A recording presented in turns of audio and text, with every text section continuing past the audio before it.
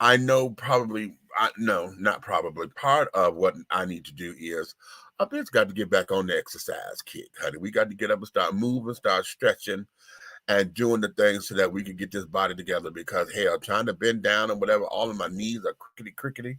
You know how y'all step, when you step on the stairs and count on that, all that. Yeah.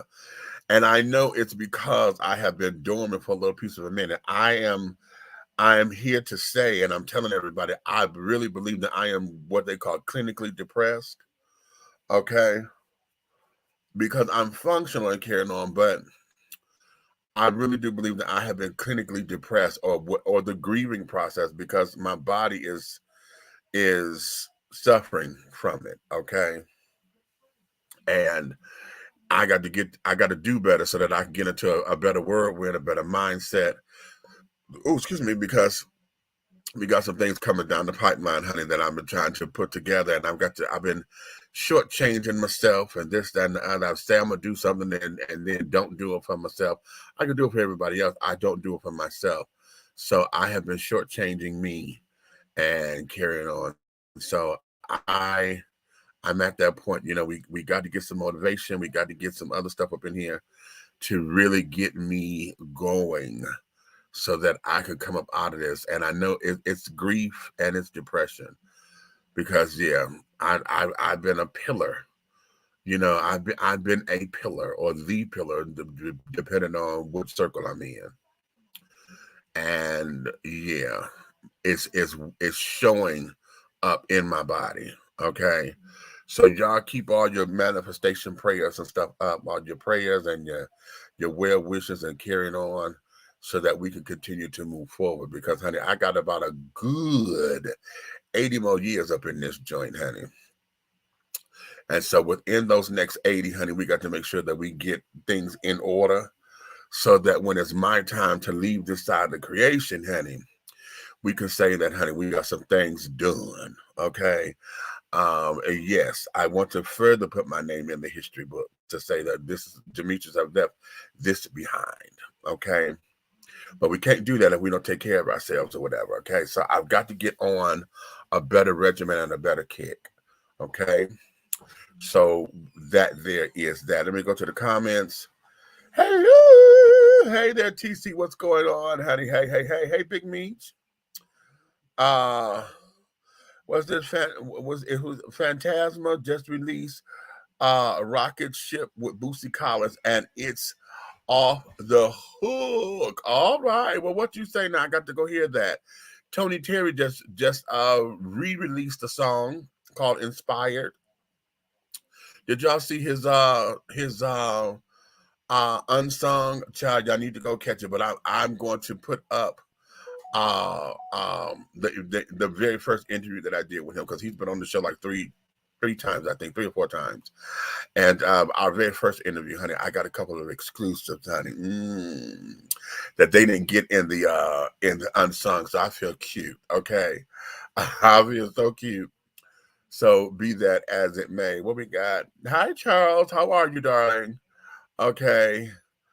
I know I got to get back on my workout too. My fucking problem is downloading like a freak on the computer and not getting off my ass. I understand that feeling completely. Okay. I heard and downloaded his unsung. Oh yes, darling. Okay. So yeah, and I turned this air off, but I should have known not to do it just yet, because being up under these lights, child, it gets hot over here kind of quickly. Just hit the thing just a little bit for me. Just a little bit. Don't take it all the way down. You just want to hear it to where it comes on. Keep it between 60 and 70. Don't you bring that thing too far. I want to get to 50. Okay, it's right at the end of 60 going to 70. Okay. All right, that's fine. I just want to get this heat up off me, because yeah, I get to sweating and carrying on. So be that as it may. Michael, what's going on, honey? Good evening, darling. Good evening. Listen, I'm going to pose a couple of questions for you guys. I've spoken with Aunt Nikki, honey. She said she's not going to be in today, but she will be coming in tomorrow. So that there is cool. I'm looking for Red to come on up in here, but honey, he's been dealing with his household and carrying on and having to take care of some things. So hopefully, honey, he's not going through a part 2 of what he has shared with me. However, yeah, so hopefully he'll get up in here soon. But we want to share a couple of questions for you that I want y'all to think about while we're in this. Well, before I get to the questions, let me do a rest in peace, rejuvenate in paradise, honey, relive in power to Coolio, honey. How many of y'all heard that Coolio, the rapper, honey, he went on and he became one of the ancestors, honey. He's now an ancestor, honey. He died yesterday, I believe. He was 59. Is that right? Yeah, 59 years young.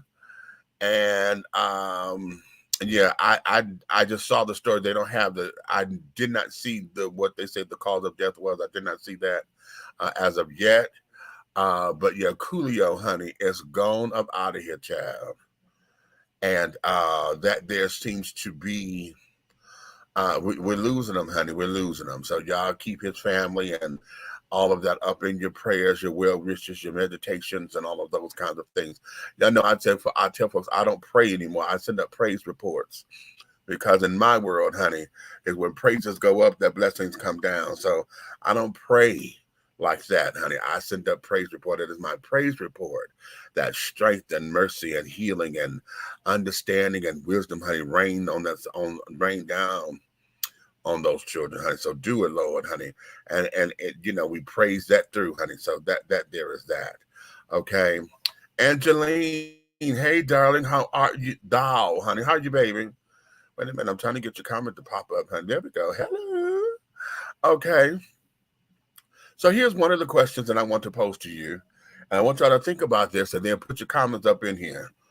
That there is, what do you do or how do you recover when your superhero can't or didn't save you?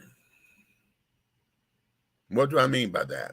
Y'all know how Superman and Wonder Woman, they jump in, Batman and all of them, they come and they save the day.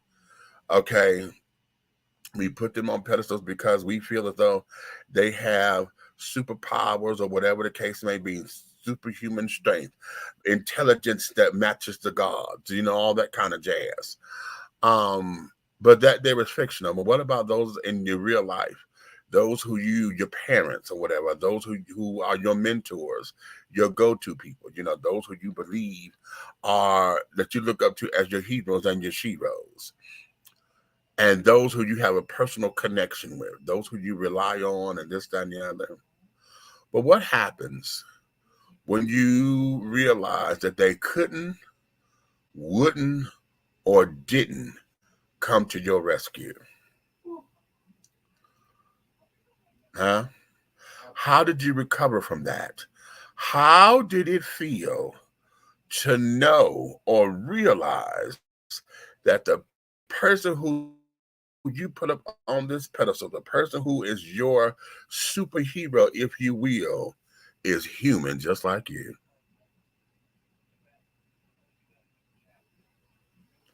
Okay, y'all can put your comments up in there, but I'm gonna come back to that. It's one of the questions that we discuss. Okay, and here's another question I want to pose to you guys. When you're in a relationship, a marriage, or a union of some sort, who gets the front seat?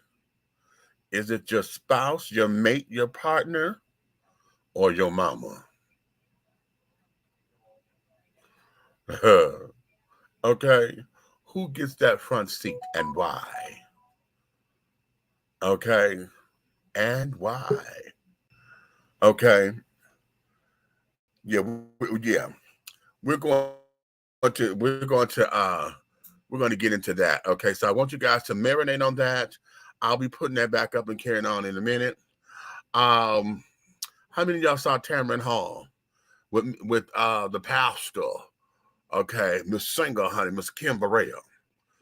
Did y'all see that? Did y'all watch her? Okay. It was something, wasn't it? It was really something. And I can tell that Tamron was getting a little bit that way with her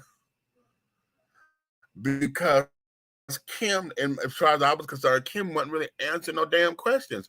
She gave this whole soliloquy, of who she is, and folks need to understand, and her delivery wasn't blah blah blah blah blah. But what we got was more of the same from the two apologies that she put out. And so now we were sitting up here trying to get it, and Tamron was like, okay, she wants to say, girl, okay, look, you said some hateful shit.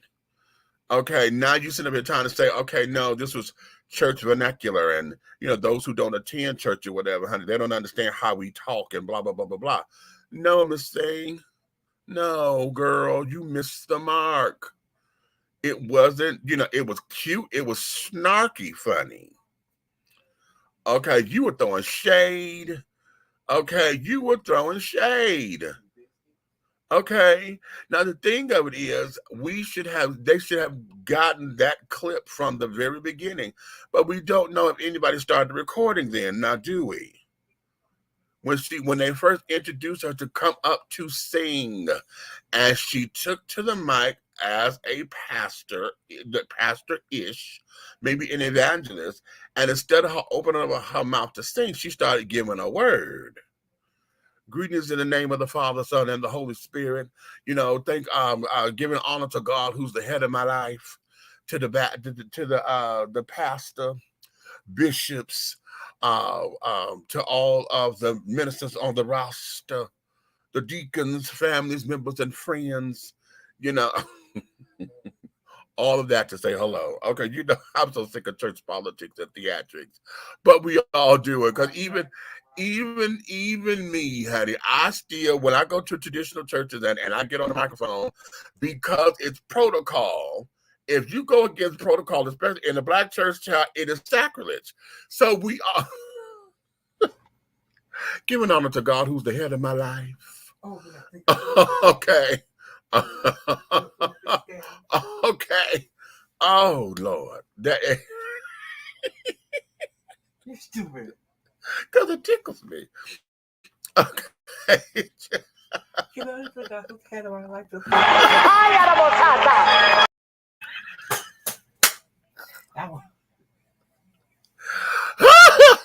Giving honor to God, who's the head of my life, honey. Okay, just wait, it won't play again. Okay, God blocked it. God blocked it. I hit the play so she could do it again, and it wouldn't play. So never mind. Let me quit playing. No, let me quit playing. Move, girl. I'm on the show. She said, girl, everybody trying to get in on this goddamn show. She just walking in the door, child. Now she trying to be part of the show. Go to the bathroom. What you're gonna do? Yeah. Okay. No, do. Okay. But her comments and carrying on have just been absolutely, they were smug, they were all of those things. Okay, and we like, no, baby, what are you doing? What are you doing? How do you tell somebody? Now, according to what she said on Tamron, she was trying to make the comparison. Now, I don't know the pastor. So she said that all of what she was doing was giving honor to the pastor, because apparently this is the kind of language, or this is the kind of setup that pastor who invited her there does. Because that's what she's saying on Tamron Hall. He's that kind of personality and blah, blah, blah, blah, blah. So she was basically following suit, while trying to honor him. Okay. And I'm like, okay, yeah, okay, okay.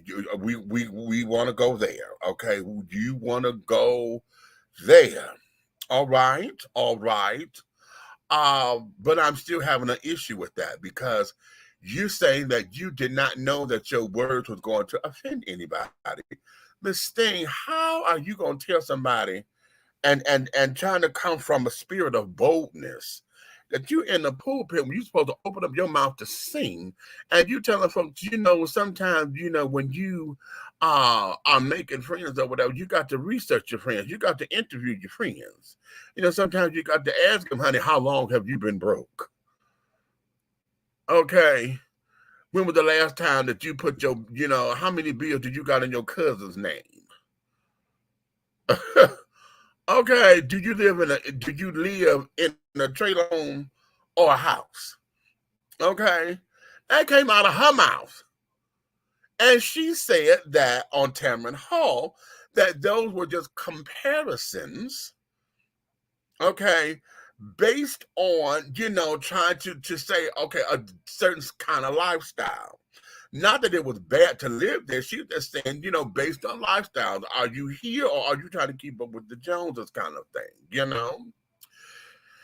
And I'm like, oh, okay, that's a stretch, but okay.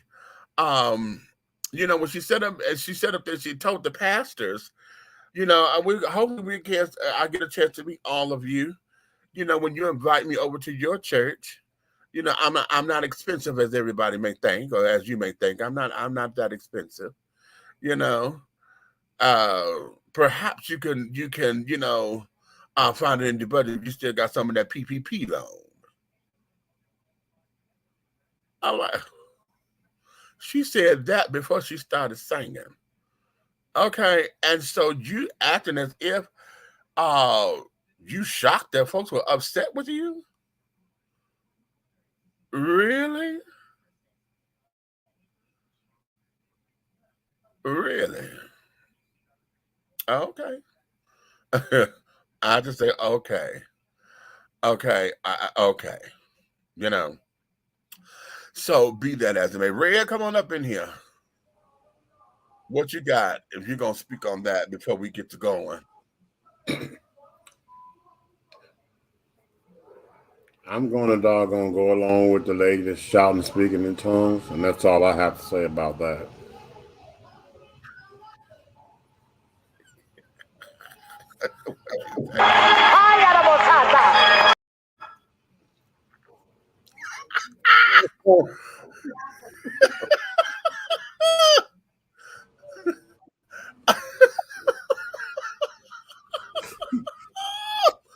Is the head rocking?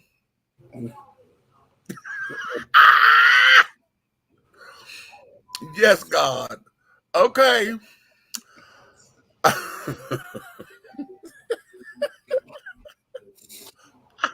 Well, but yeah.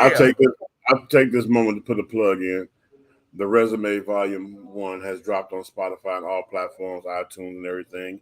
Look for your boy on several songs on the entire album. Listen to that song. It's grown and sexy called The Long Way Home. Resume Volume 1, Spotify. Well, alrighty then. We have a Resume Volume 1. Okay. Ooh.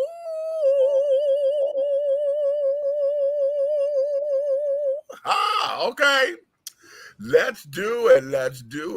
I don't know. I posed two questions after you were coming in on the second one. The first question that I posed to the people, I just want y'all to marinate on this for just a moment. What do you do? How do you recover when you realize that the one who you deem to be your superhero, the one who was the apple of your eye, the one that you put on this pedestal that could do no wrong, honey? Mm-hmm. What do you do when you realize that your superhero couldn't, wouldn't, or didn't rescue you? How did you feel when you realized that your quote-unquote superhero was human just like you? Okay. I felt like niggas was everywhere. Okay. So, and then you were coming in on the second question when I was asking what we talked about before. If you are in relationship, whether you are married, long-term relationship, coupled, partnered, enthralled, betrothed. Okay. Mm-hmm. Oh, when it comes down to the front seat of the car, Uh-oh. who gets it? Is it your partner or your mama? It's the side chick.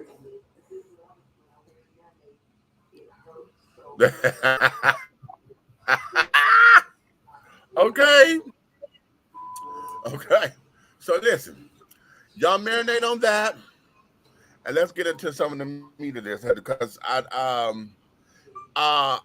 many of y'all have seen the Fox Soul debate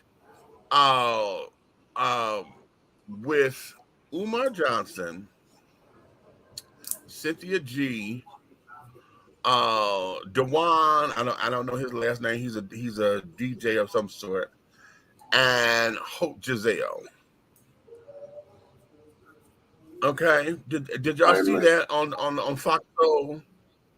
It was Tammy Mack, and the subject was about the war on black men. Is there a war on black men? Okay. Well, if you watch that, if you have not, I'm gonna go put the link in here. I need y'all to go and watch that so y'all can catch what's going on. Okay. However, what ended up happening was Hope Giselle is a sister friend of mine. Now, we haven't met personally or face to face. We've interacted on a number of occasions over on T.S. Madison's pages and on her show and on Instagram and et cetera, okay? And Hope being trans herself, you know, she was on the panel and they're discussing about, you know, is there a war on black men? Umar Johnson and DJ Dewan were the two males. Cynthia G and Tammy Mack, of course, being the host, were biological women, and Hope is trans. But nobody knew that, right? Hope didn't come on and say, oh, this is transgender activist Hope. They never said anything. They just said this is activist and advocate Hope Giselle. Okay? Now, after this was all said and done, because the show lasted for about an hour and carrying on, and Umar Johnson got the beautiful black queens, and he just down the other. The next day, Umar found out that Hope was trans. Okay? And so now he's in a tirade. And all of his cronies are in a tirade. And the Power to the People children are in a tirade because it became this whole narrative of how dare you trick him? Trick him for what? This wasn't no trick. This was a conversation. Y'all talking about the plight of black men. Where was the trick? Why, you know, how would they,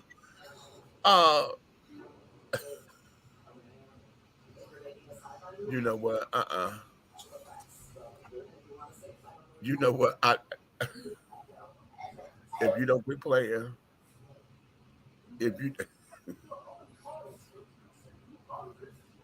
I'm gonna pause because I'm not gonna even look at you. I'm gonna do this. Wait a minute, my hand won't even do right. Anyway, how dare you stand up for that nigga? Boom. Okay, now wait a minute. Oh, now see, you went. Ha. Okay, then let's go here. Here's what I'm going to play Umar's response first. Okay. I'm going to play his response first.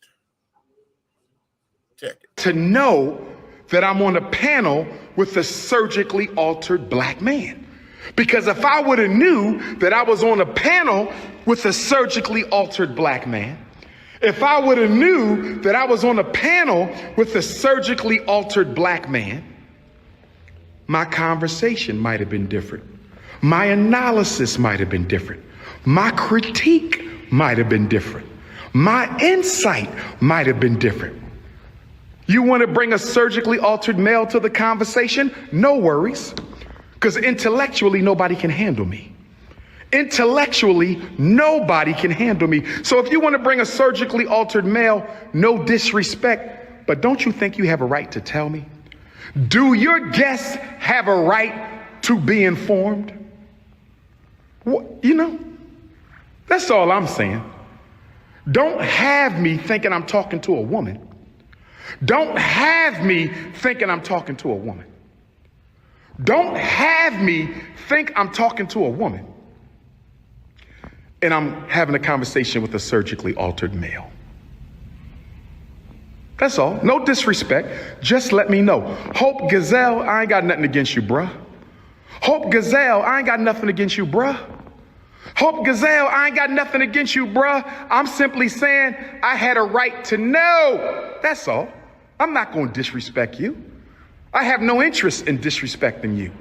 I'm just saying I had a right to know that you were a surgically altered male. That's all. And as far as Cynthia,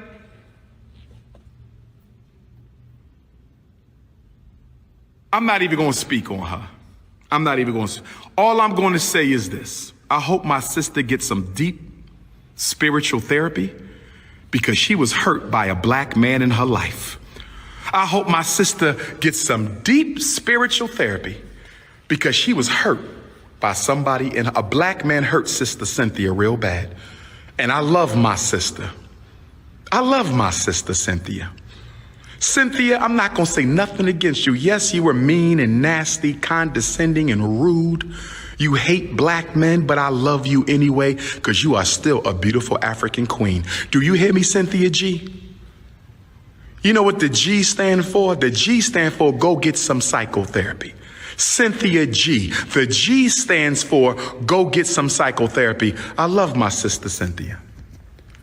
I love my sister, Cynthia. I ain't gonna say nothing to disrespect that beautiful African woman. But as a therapist, as a doctor of clinical psychology, I'm referring Cynthia G to the Association of Black Psychologists for some post-traumatic relationship dysfunction disorder. I said post-traumatic relationship dysfunction disorder. I said post-traumatic relationship dysfunction disorder. Post-traumatic romance disorder. She just need some therapy to process the trauma. She just needs somebody to help her process the trauma. But that's my sister, and I love her. I'm not going to disrespect. I'm not going to disrespect. Sister Kai, you said you can be here tomorrow at 1 o'clock, right? 10 o'clock, I'm sorry, right, 10 o'clock.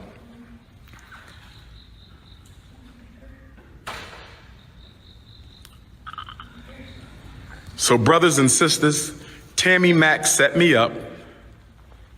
Tammy Mack, I love Tammy, that's still my sister. I love Cynthia. I'm just out here trying to get the school done. HVAC is in order. We about to shock the world. We are about to shock the world. We are about to shock the world. We are about to shock. Listen to me. If you are 15 to 25 years old, I need you to listen. If you are 15 to 25, I need. Right. Okay, what you say, Miko? Child, please. Okay, child, please. Okay.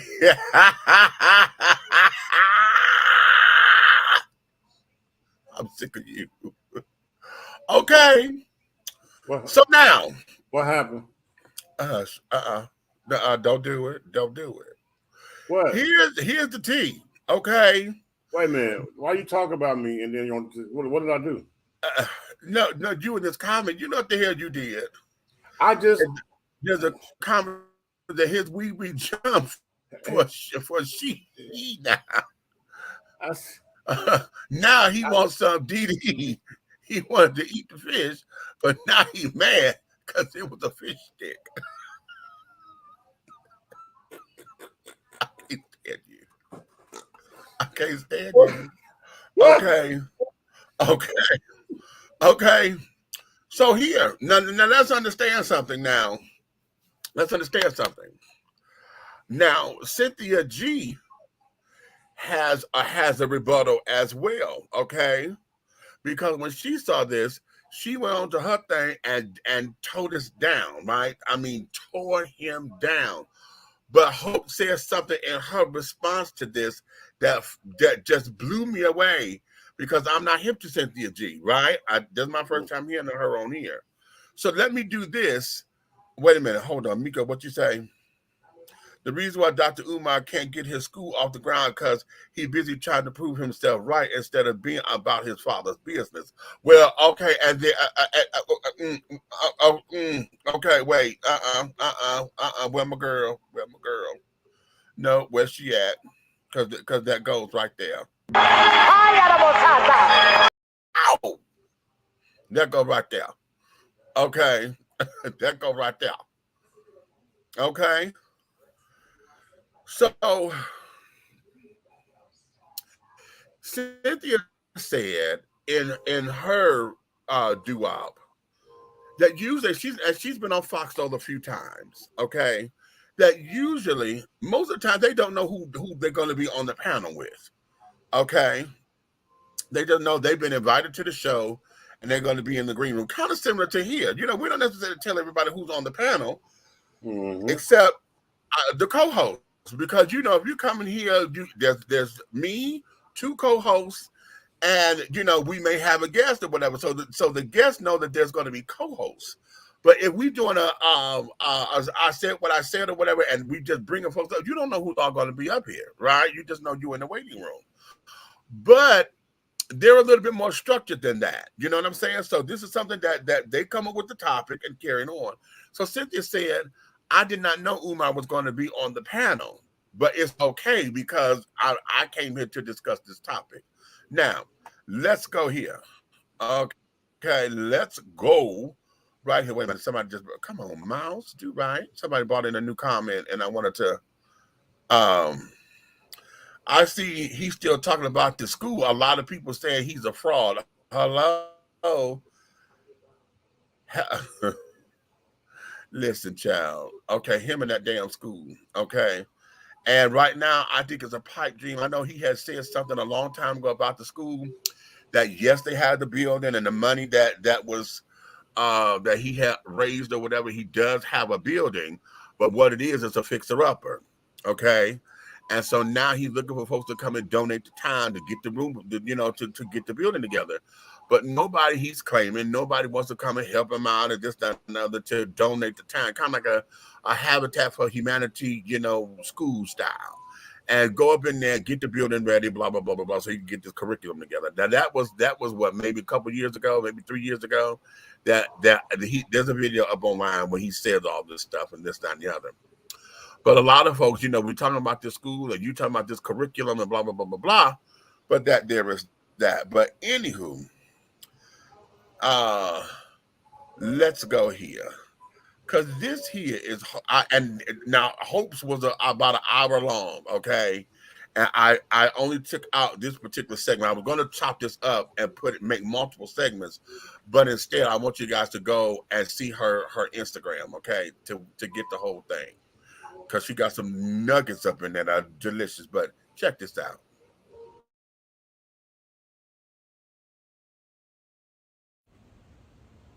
I hate when people call when I'm on live.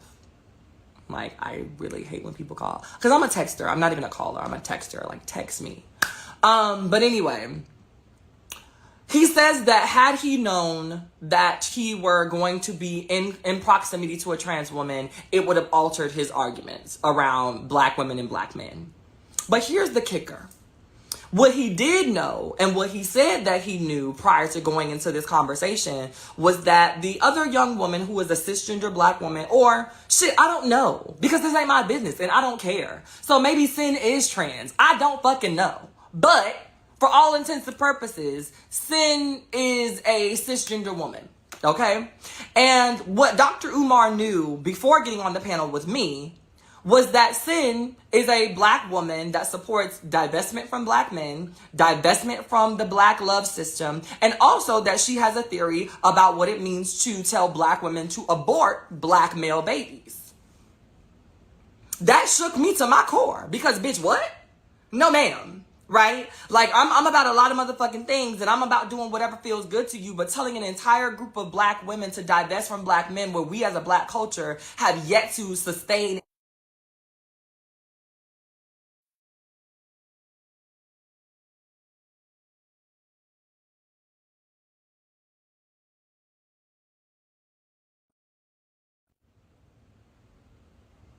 I'm sorry, y'all, I got a call, so I just got to wait for it to stop acting up. All right. We as a black culture have yet to accumulate an immense amount of wealth or understanding of what it means to truly be in love, to one, divest from each other all the way, and then number two, you out here really like telling people to abort black babies. Like, you're a black cisgender woman, and everybody loves to praise black cisgender women because y'all can give birth to babies. And here's a black cisgender woman that is telling you that she is also telling black women, okay? She is also telling black women to abort the babies of black men. And you have more of a fundamental issue with me.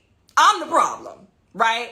And I'm the thing that you needed to prepare yourself for in order to have this conversation with, but not the black woman who's literally telling other black women who are capable of giving birth that if you have one with a black man, that it should be aborted. Now, mind you, I could care less what she was going to, I could care less how she feels about it. If that's her rhetoric, then by all means, girl, do you. I just don't support it. But the thing that bothers me with men like Dr. Umar and men that are going to agree with Dr. Umar is the fact that you felt like me being trans was more of an issue for you to address than that. Which is something that I think is a fundamental issue within our community, is the fact that we are so willing and ready to walk away from each other than to figure this shit out. But what really burns your grits and what really makes you upset, Dr. Umar, is that you sat there on that motherfucking live, that panel for an hour and a half with commercial breaks and all of that shit. And your little dick was jumping. And every time I opened my intelligent mouth, bitch, your little dick got a little harder. And you were just so motherfucking enthralled with this black queen that was spitting this motherfucking knowledge. And even if you didn't agree with everything that I was saying, bitch, you was down for it. Because when it comes down to the women that you claim that you like, bitch, on that panel, I was her. It's giving skin. It was giving fresh face. It was giving no cleavage. It was giving, I'm not giving it to everybody. It was giving African kente cloth. It was giving all of the things. And bitch, I set it up that way for a reason. I didn't go in and put on lashes or overdo my makeup. I barely brushed my motherfucking hair because I didn't want people to turn around and say, you can only fool us if you have all of that going on. You can only trick us if you have all of that going on. You can only be a woman if you have all of that going on. And it wasn't giving any of that. And you still sat there on the other end of that motherfucking screen, enthralled with my black, beautiful queen ass.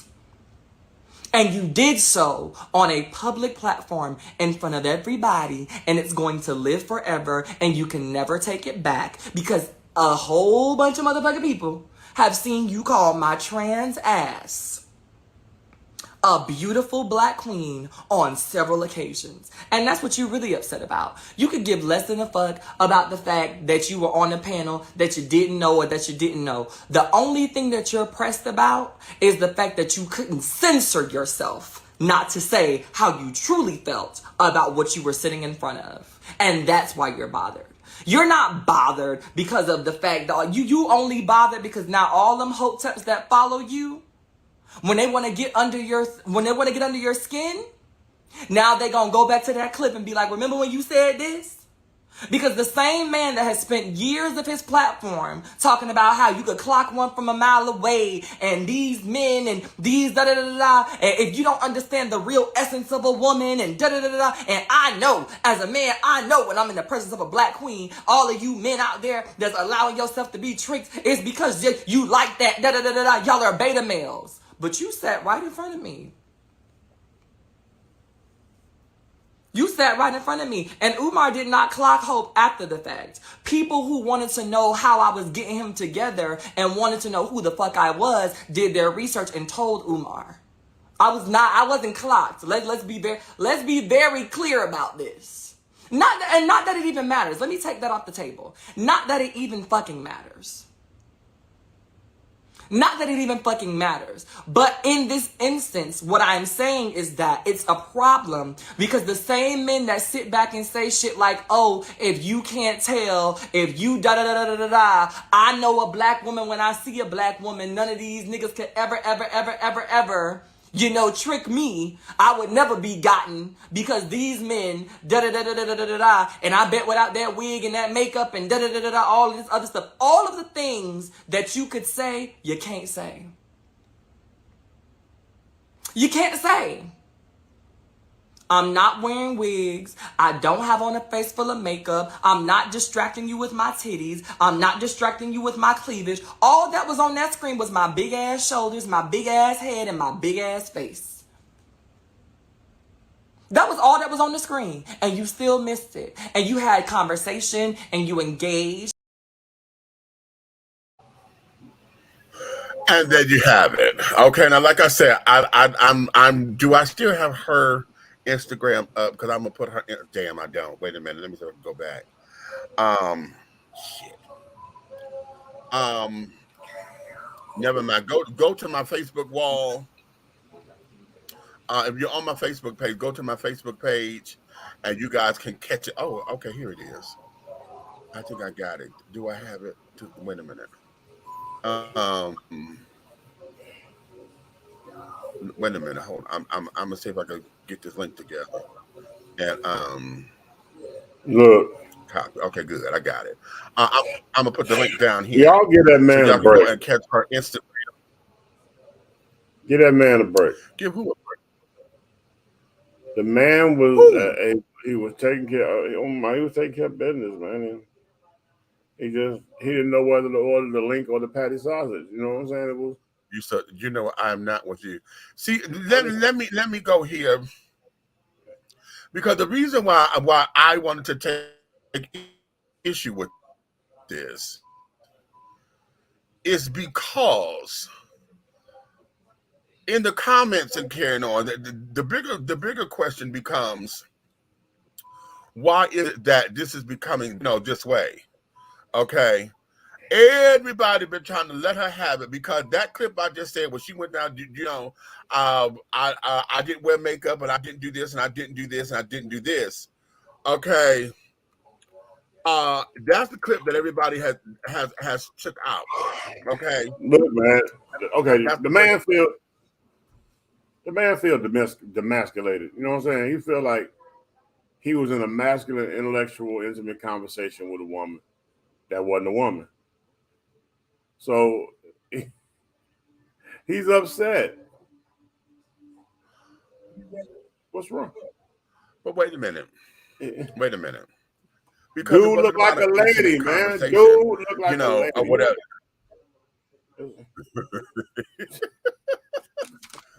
Wait. The read is, hold on, because Miko put that up in here, and I'm gonna highlight that. Miko say, well, oh, this is the read of the century. Damn. Okay, it is the read of the century. Because just like she said, what happened to him was the fact that here you are. Now, yes, we're live. Okay, we're virtual. And like she said, all you got is head and shoulders, nothing else. And you could not clock anything. He should have learned his lesson. Okay, that head and shoulders thing. Uh-huh. I learned my lesson years ago. When you riding on the highway, I'm single. I was single. Now you see a bad, beautiful sister driving in a car, and all you see is head and shoulders, and you trying to wave her to pull over so you can holler at her because you like it's to come up. And then when you finally pull over, and she get out of the car, and she look like Dick the Bruiser. Because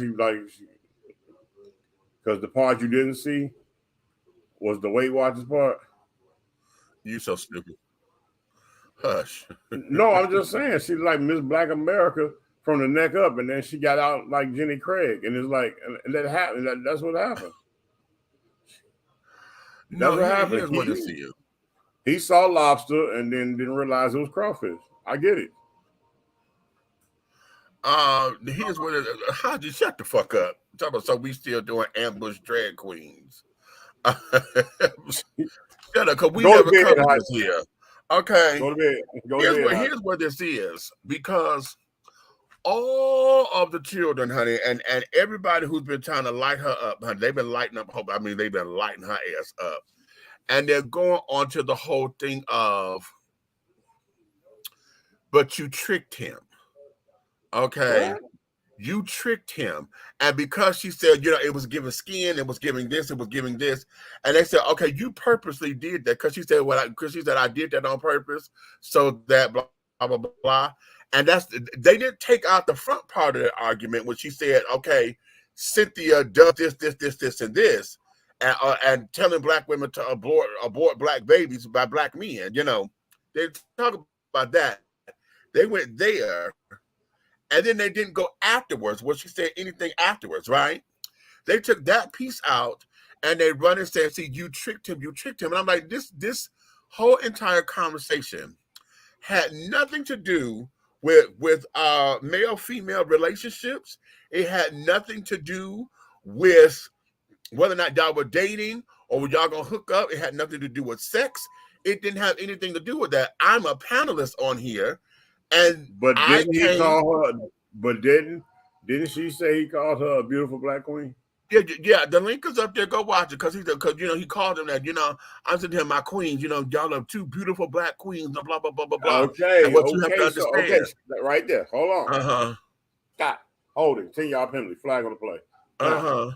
Right then, I feel like to level the playing field. That she should have said, Queen I am, you know what I'm saying? Even though I was born a man, but I am who I am today. It's some slick comment to level the playing field. And level it how? Because, remember I always said this, I said this years ago. I feel like before anything transpired between the society, tell it like it is. Yeah. And give me there was choice. Nothing to tell. With a choice of what? At this particular point, if the conversation is about black men and are black men at war, if I've got my makeup and shit on, you say, okay, you beautiful black queen, and because you see a woman, we ain't talking about fucking. We ain't talking about nothing else. We talking nobody about said that about nobody said that about exactly. Sex. So why should disclosure be there? She ain't got to disclose nothing about that because you decided to say beautiful black queen. If you're so proud of what you've done with yourself, why is it so hard to disclose that?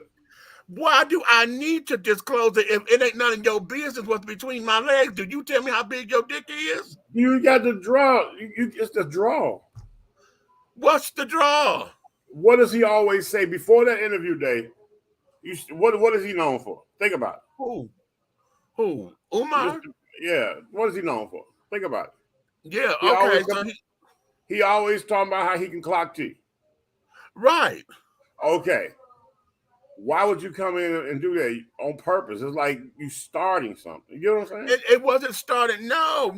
It wasn't starting nothing. That wasn't starting anything because, listen, if everybody who knows me, okay, the conversation, in fact, if y'all listen, go listen to the interview because the conversation never got disrespectful. Right. It never went awry in any kind of way. It was nothing there. All this was opinions about black men at war. Okay, I it's just just like feel when like you the and I. comfort. I feel like the comfort zone. I feel like this. Okay, you don't have to have these conversations and go through all that rigmarole that I'm talking about. If you're at Lips partying, if you're at Lips partying, you know what you walked in the door. You know what you paid your ticket for. You know what you're there for. You get what I'm saying? It's the people that we took with us before that didn't know. You know what I'm saying? You get what I'm saying? No, but we told him what. But we told him. We told him what he was going into, and he got all fidgety before we even got there. Okay, well, my thing He was is this: fidgety before we got there, not even know what it was. But here's I what just this is. like Look at us, because you and I are both. Well, I just say, Demetrius, that's disrespectful to those people On the panel, she should have done fuck that bullshit. Because here's where it is. Now, goddamn it, fuck that. Because no, if it's disrespectful to the panel, don't you put that on motherfucking Hope. You put that on Fox Soul, because Tammy was the host. Tammy was the one that invited her. Tammy and the producers didn't tell nobody. Tammy and the producer didn't tell everybody what was going on. And like I said earlier, Cynthia didn't even know that Umar was going to be on the show. And that's a cisgender woman. So if anybody got something to do with it, you take it to the producers of the fucking show. Don't jump on Hope, because she So then they did that. That was the setup. They did it for the rating. And to him, that's what he said. That's what he said. Tammy set me up. So if you feel that way, take that with Tammy. That ain't got shit to do with Hope.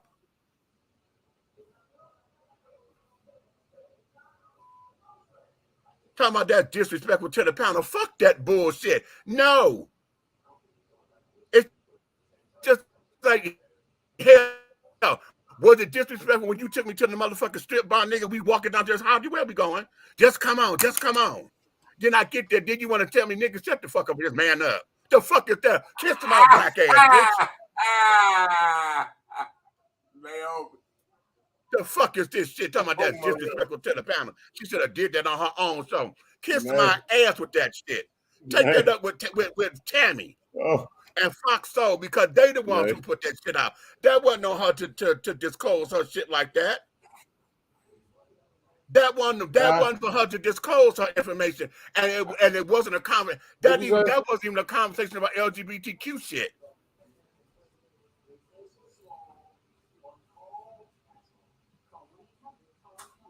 What you say? Everybody jumping on Hope and kind of, oh, well, she tricked somebody. Tricked my ass. That wasn't a motherfucking trick if all we having is a conversation. I'm not okay. All right. Now, this is what I'm going to do. Straight man, gay man, now I'm going to ask a woman.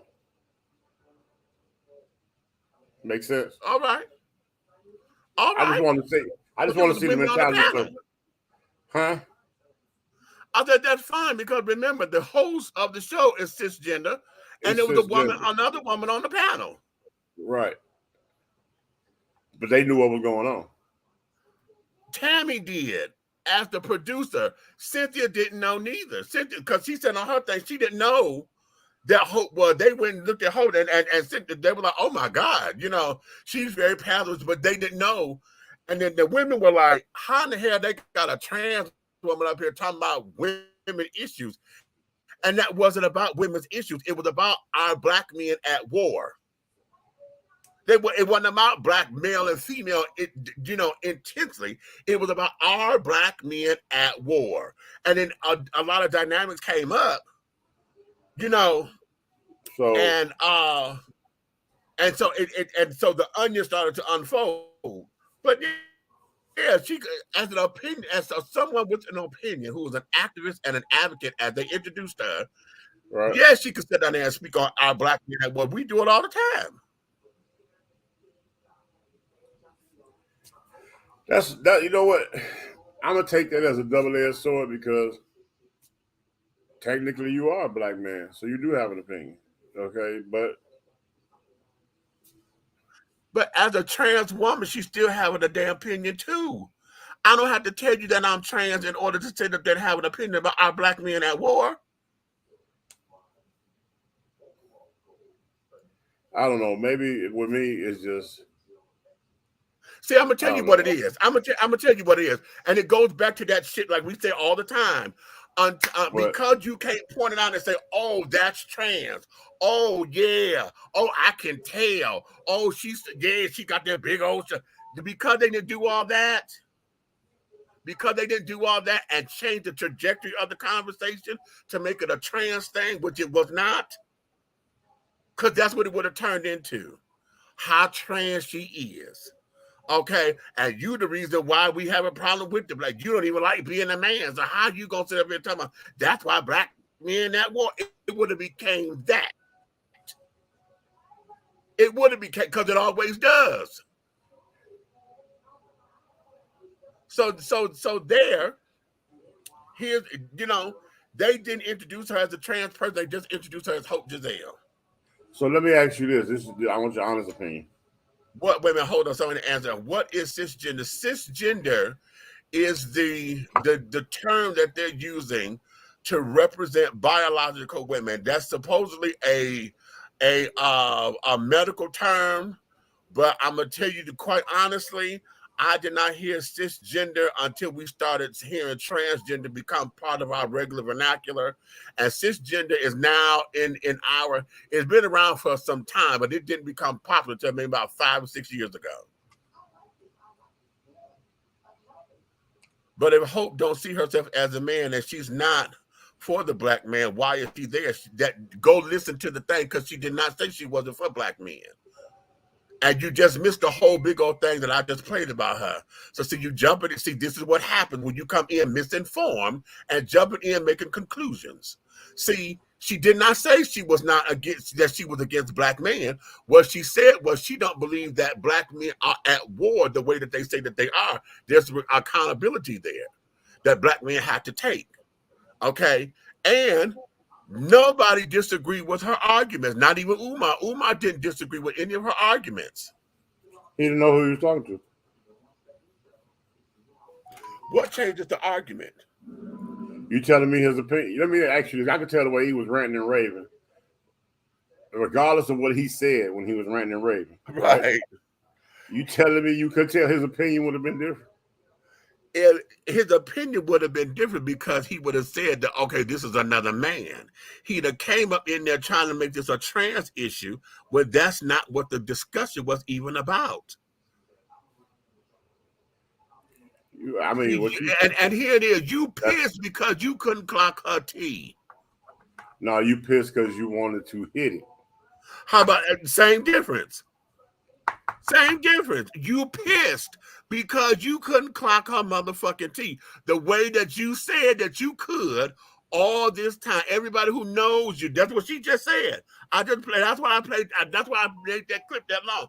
Your whole platform about surgically altered men, as you call them now, you have been the one that said, "Oh, you got to know how to clock them. You got, and if you don't, then you just want to be." But all of that is in sexual talk. Men who end up having trans men like that, and they get to that point when you're having sex, but by the time you get there, honey, you know what you're dealing with. It's a 0.1% of the time that they don't know. Yeah. It's a 0.1, and listen, I know a number of my sisters who are flawless and are unclockable to the trained eye. Okay. I mean, however, I've only seen one like that in my life. One. It worked. She worked as a professional stripper in Vegas. And I mean, she was a nude stripper. Yeah. So. Right. But that was the only one I ever seen that flawless. Right. Okay. But she's still there. But that's my point. Okay. So the whole idea of all of this is that they've been giving all the business to Hope. They've been giving the business to Hope. Then they sit up there saying, because of the clip that she said, but I didn't come in with all the makeup and the lashes and the blah blah blah blah blah blah blah blah blah. Yeah, I ate it. Stop cocking the garbage. Okay, she gonna look to see if I ate the cheesecake. Okay. No, I ate it. Okay. Um, it wasn't about that conversation had nothing to do with sexuality at all. Nothing. Nothing at all. And this here is part of the conversation that we have to have, because every time it comes down to anything trans, that's the first thing everybody go to. Oh, well, y'all can't be fooling men like that because y'all gonna get killed. All the comments and stuff they're saying just that. And then the women are saying, why in the hell would they put a damn man up there to talk about black women's issues? That's not what they talked about. Mm. And then if they would have, she wasn't up there representing female, she was representing trans. And everybody don't want to hear that. Everybody, all they hear is trans, and everybody done just jumped off the motherfucking rail. And this whole thing of, oh, she tricked him. Tricked him how? In the conversation. Tricked him how? It's just like when you sit up there, you don't know if this woman can have kids or not. Okay, all you know is this is somebody, oh my God. And I want to make her my wife. And she, if she don't tell you that she's barren and can't have kids and been doing all this, that, and the other, going through the motions, and you feel what? Deceived in. Why? Because you thought without having a conversation. Here we were just having a conversation. My sexuality ain't got nothing to do with nothing. It's just like me as a gay man. Now, I'm a flamboyant one. If you can't tell by now, shame on you. But I'm going to go around telling everybody, oh, yeah, I suck dick for a living.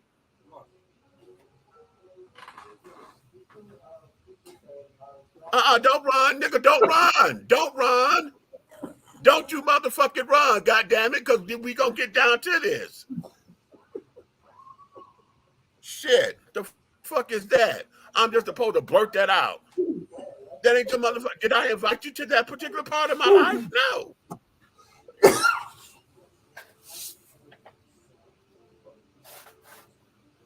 No. You know what? Go stand in the corner. No. I refuse. No. No. This ain't no stand in the corner day. This ain't no stand in the corner day. Because see, this is just how real this got to be. Because everybody wants all the owners to be on the trans person. They just like Hope said, if y'all listen to the whole thing, she said that they want trans to be transparent on everything. If I sneeze, honey, I got to tell you I'm transgender and I'm getting the transgender the tissue paper because I'm a trans, better blow my motherfucking nose. That's dumb. I don't have to tell you about that. That ain't none of your motherfucking business. When is it somebody's business? When it becomes your business, honey, if we sit down there having a conversation, and I tell it to my sisters all the time, you know when a man is hitting on you because the vibe changes, okay? You know when y'all sitting up here having a conversation, you know when he buys you a drink. The first one, okay, that's cute. Oh, well, thank you. Thank you so much. Okay, when you know he's trying to press, you have to stop him. Pump your brakes, baby, because this ain't what you think it is. That's when the responsibility becomes a trans. And that's where it be. And I tell it to my sisters all the time. You know when he is trying to press. If you take his telephone number, if y'all sit down there and try to say, okay, hey, let's talk. Okay, there's somewhere in there have to become a conversation because a man's mind is going to sex. I'm going to want to fuck. Okay, I tell y'all this all the time, and I tell this story. My cousin T girl, Tanero, had met this guy. Oh, I was mad as fuck when she met him too. Oh, I was hot about it. I was hot. Okay, because he was gorgeous, 6'6", big old stocky motherfucker, right? Oh, good God Almighty, honey. And he was a high yellow little boy. He had that, his skin was nice and soft, nice full lips, big old footballer. And he became smitten with my cousin. Okay. Now, Tanero in her younger days, wait a minute, do I got her? Never mind, I ain't gonna do all that. She spit Whitney Houston pre-crack. Okay, right. Pre-crack is whack. Okay. Right. And she's 6 feet tall. He was like 6'6", so he had got all involved with the fact that he had met a tall woman. She was very statuesque. She was clean. He had invited her to the house. You know, she invited him up and carried on to see her house and how she was living and carrying on. And he was taking her out, buying her dinner and carrying on. And she was trying to wait till the right moment. And I said, girl, wait a minute. Girl, hold up. I said, because he's starting to get a little serious. And she was like, but I think he know. I said, girl, if he don't know if you ain't told him. Okay. Right. She say, I'm going to have to. Because I watched her. He kept wanting to come in for the kiss. And she kept saying, no. You know, got real fishy. No, baby, stop it. Don't do that. You know, but he wanted to kiss the kid. So he groping her ass and all this shit. Then he took her to go meet his mama and his sisters. Okay? They fell in love with T. Okay? Fell in love with T. Right? Yeah. So then came the day that he went to go get her some barbecue. I had cooked that day, but I didn't have any tops or whatever, and she wasn't feeling what I had cooked. So she wanted to go get some barbecue. And so he took her to go get some barbecue, and that was, you know, barbecue is the thing, honey. Now, if we getting crazy with some Q, baby, yeah. She dodged him and was able to hold him off. One more day. The next time they got together, it was a Sunday. She said, I'm gonna have to tell him. I said, girl, you're gonna have to. That day that she was gonna tell him, he took her traveling. They had went all around Detroit. They went to Rouge Park. They went here. They went there. Because he now is having an emotional response to her. Damn, I ain't never met a tall woman like you and everything. My mama like you. My sisters like you. You are just everything that I've been looking for and blah, blah, blah. I mean, he's there. Not cool.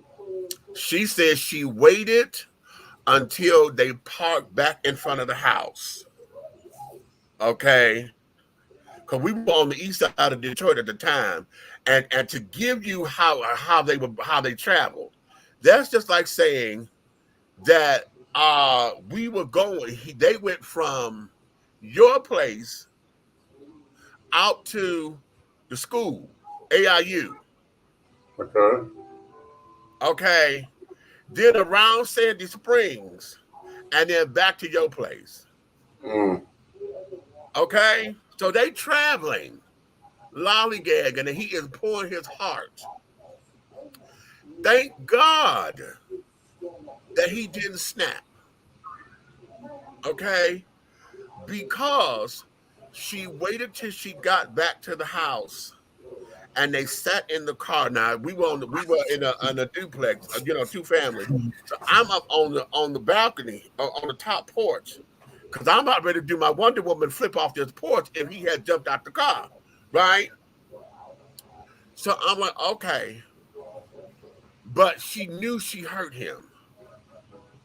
She knew it, okay, because when she told him, she told him, this is the reason why I haven't had sex with you. And he said, but you let me kiss you. She said, no, I didn't let you kiss me.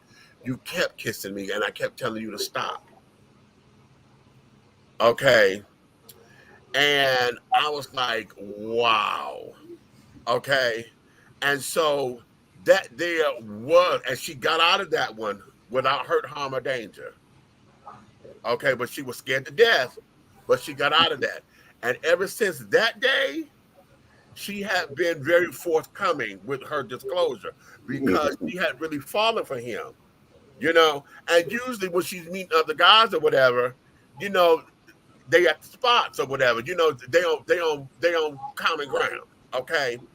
So ever since that day was when I know that the men that she had met after that, she was on common ground or familiar ground, so where they already knew, or she was quick to tell them up front. But that was scary as fuck. It should have been. Fuck. It should have been. Okay. It should have been. That was scary as fuck. And I told her, and I kept telling her, I said, girl, I don't think he know. I don't think she knows. She said, I don't know. Because he acted like it. He's saying this. I said, girl, I don't think he knows. Okay. And that was what, 1991. Yeah, 91. So we young. I'm 21, she 25. Okay, so we kids, you know, Yeah, banging but that body but that all the time. emotional Body this and that. But he had got emotionally attached and and quick, you know. But he thought he had found the one because she checked off all the marks. He had the little list, and she checked. She was every check on the list. Okay, so that that probably there was. destroyed him. Oh, I'm sure. I think about him often. I couldn't tell you what he looked like now because that was 26 years ago. You know, I That don't know probably what he looks destroyed like now, but I'm him. sure that there got him into that space of having to ask questions and this, that, and the other.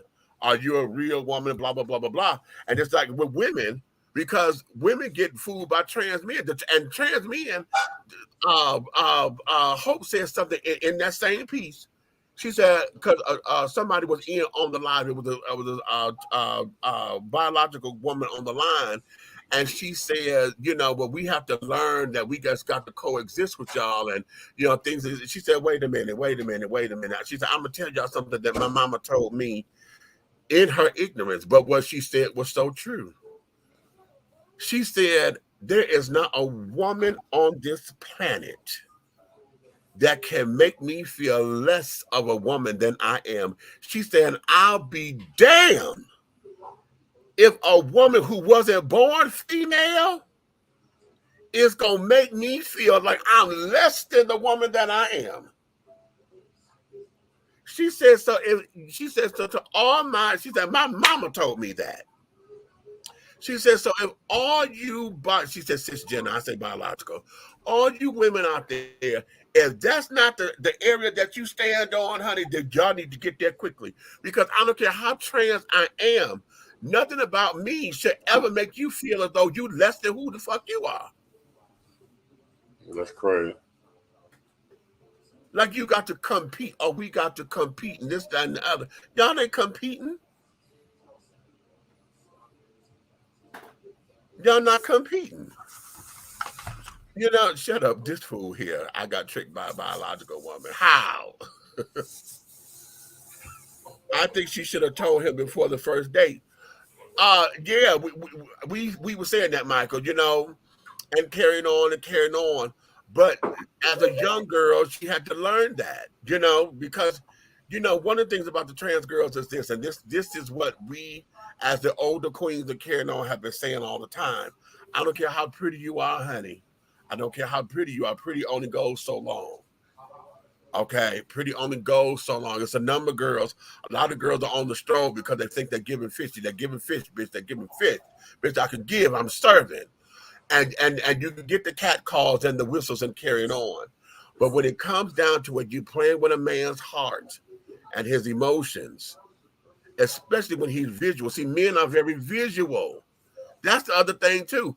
Hope is just saying men are visual. You like what you saw, or you couldn't clock what you saw because you saw a woman. That wasn't no thing on you because I am a trans woman.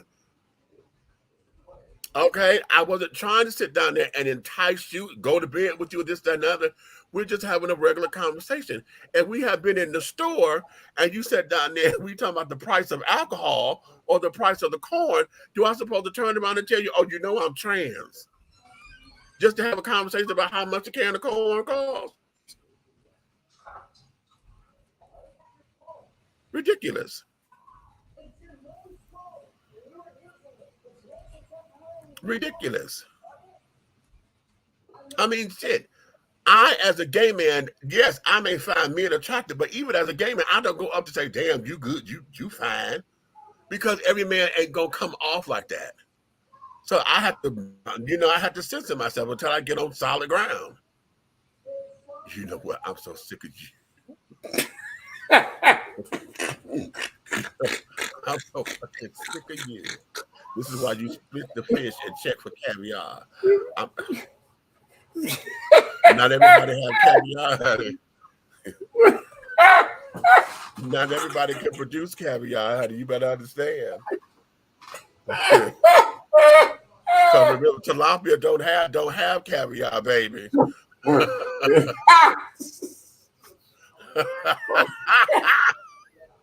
Hey, that's a new stage name. Coming to the stage, tilapia. Okay. Okay. Let's see. That fact, neither one of the panelists knew who was coming. That's a producer issue and Fox Soul. Yeah. Real talk. Okay. That's what Jerry Springer's for. How do you so goddamn stupid? Fuck you. Okay. Okay. Okay. Cause you on your brand of bullshit, child. Okay. What's that? Okay.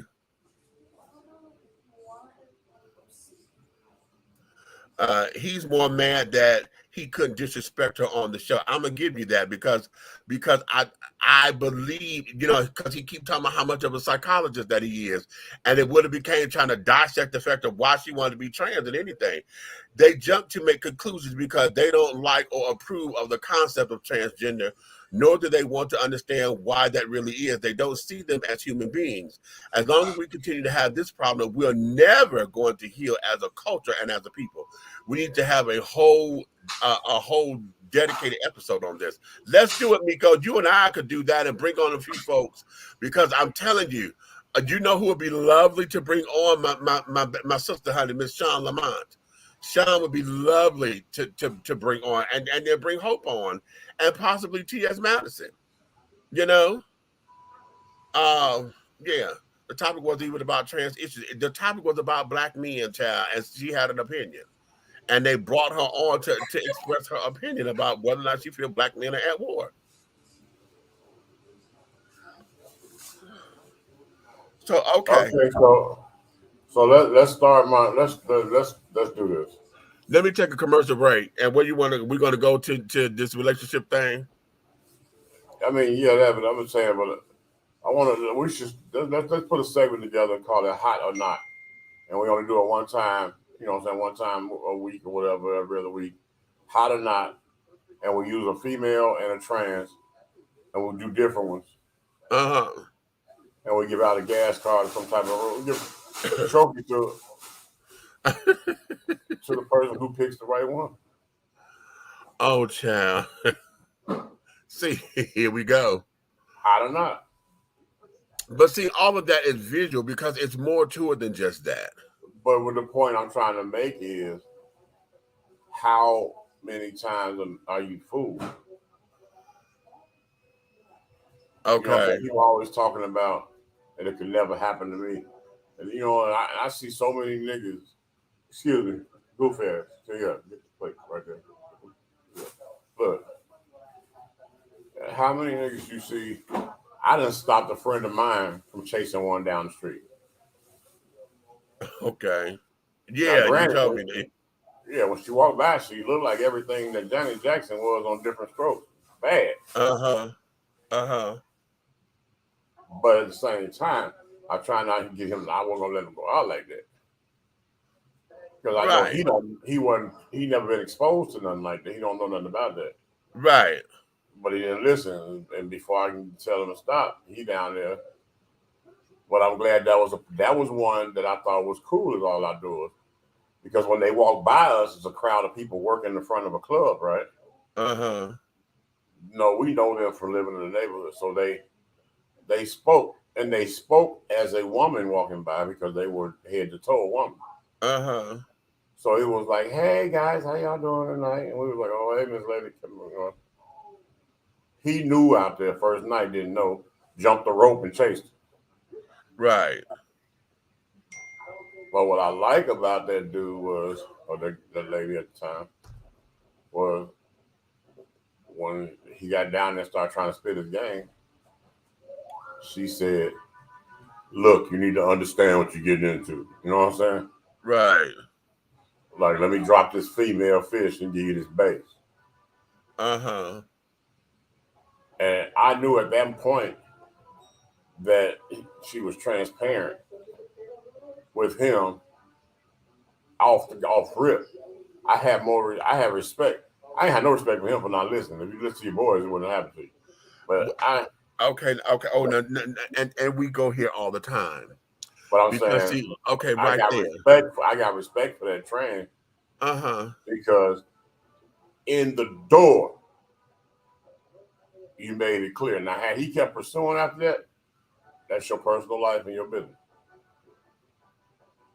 Well, here's the thing, because see, at that particular point, again, understanding, because they're you know the vibe, especially when you know folks who brand new with this shit, they don't know what they get into. You know, Right. we know that. Okay, we know that. And listen, now I know Samantha is pretty, but everybody, if you don't know that I'm a man, honey, up on all this shit, shame on you.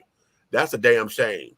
Okay, it's a damn shame. But I have had, and it's always, it's been a lot of black folks, mostly white children, white women, and carrying on. Oh my God, I thought you was a real woman till I heard your voice. You know, I'm like, honey, girl, don't play. You knew I was a man to jump from the jump. You just want to act like. Okay, I just thank you for she's gorgeous, I know. Okay. The thing of it is that you know the vibe. You know the vibe. Now, if you just say, "Hey, baby, how you doing?" and the trans woman say, "Hey, how are you?" and keep moving, there's no harm, no foul, because there's no harm, no foul. Now, if you pursue me, and I'm telling, honey, thank you, but no, you know, and I'm cool. telling you no. But that's cool. But with us, you know what I'm saying, and she walking by, that's only because we knew her already. Right, y'all did. Okay, but now your friend didn't. No, And like you said, he didn't listen because y'all sitting there trying to tell him. Okay. Right. And I'm sure that knowing the vibe, honey, when she got there, she had to do what she did to make sure it didn't become an issue, because see, he probably would have been one who would have gotten a little violent. Probably. You know what I'm saying? So rather than go through the embarrassment, and see, here's the other thing, child. I know how I am when I'm up in face. It takes me too long to get ready. And goddamn it, if I got to sit down here and redo this hair, or I got to touch up this goddamn makeup for some stupid shit, then yeah, I'm whooping your ass for real, for real. Okay, because it takes me too long and carrying on, and then you fucking up my money and things. Now, the other thing too is, now I don't know if this sister is a trans sister or she was just a drag going to do her show. Okay. She was trans. Yeah. Okay. So, because that's the whole other thing. Because a lot of the girls who are just drag queens, child, and whatever, you know, this is all padding and carried on, honey. So you gotta remember, I knew her before. Before she trans. No, I knew her before my ally education. Okay. So once I was educated on what's what, I was able to go back and be able to put the pieces together. Okay, well, that one was a trans. That wasn't no drag queen. Okay. That was, you know what I'm saying? That right there, you know what I'm saying? He's bisexual. I knew, you know what I'm saying? He's asexual. I knew after I went through all that, now I was able to place everybody in their respective places. Okay. Let's make this happen for yes. Let's do yeah. Let's do that, Miko. But you know what? Yeah, Miko and I, honey. We get into these things, honey, and that'll be hot. Okay. Wait a minute, this fool here. The biological woman tricked me, had a prosthetic leg and a real foot. You know what? I'm gonna beat your ass. DC, I can't stand you. I can't stand you. But hell, but see, you know what? But y'all get tricked all the damn time because everybody going out getting these damn surgeries to carry on, honey, that don't match their bodies. And okay. Mm-mm. You know what? You can go. You know what? I was wondering when they go get their surgery, right? You know how they get the BBL butts and all that, right? The ones you girls, they out of place, right? Mm-hmm. So if it's weight added to the ones, you know, girls get them big, they go get all that right. big hands. Right. If there's weight added to it, right? And you trying to hit it from behind. You lift it open, and then when you let it go, if it slams shut, is it now like a door hinge? Like we gonna go to commercial. I'm not going to entertain your goddamn foolishness. Oh, hitting it from behind on the BBL. We need a BBL doctor up in here. I'm just wondering, is it like more like it used to be like this, but now it's like, you know what I'm saying? That's like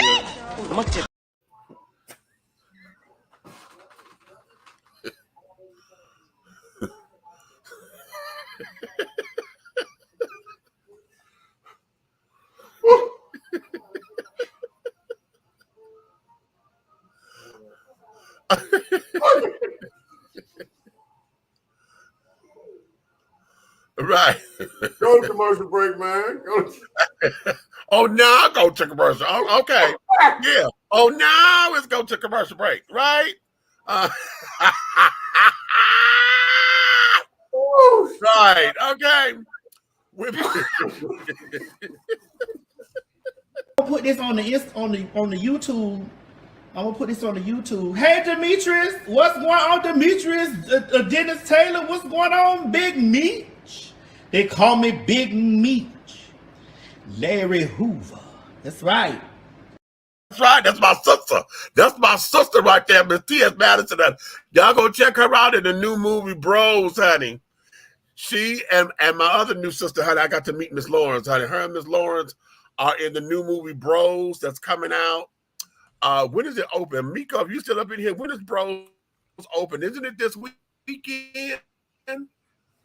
I got to go check that out. They've been doing all the showings and carrying on, but I got to go check that out, honey. It's a gay rom-com, honey. A grom-com, honey. Welcome to Alo Nana. Treat yourself to the luxurious experience of having all natural shea butter soaps and body balms that will soften, radiate, and even exfoliate your skin. Alo Nana products are designed with you in mind to promote overall health and wellness the way that nature intended. No dyes, no colors, no chemicals. Just pure love, like receiving a hug from grandma. Get your Alo Nana today. Contact Aunt Nikki on IG or call 267-629-1364. Alo Nana, building a legacy, not a letdown.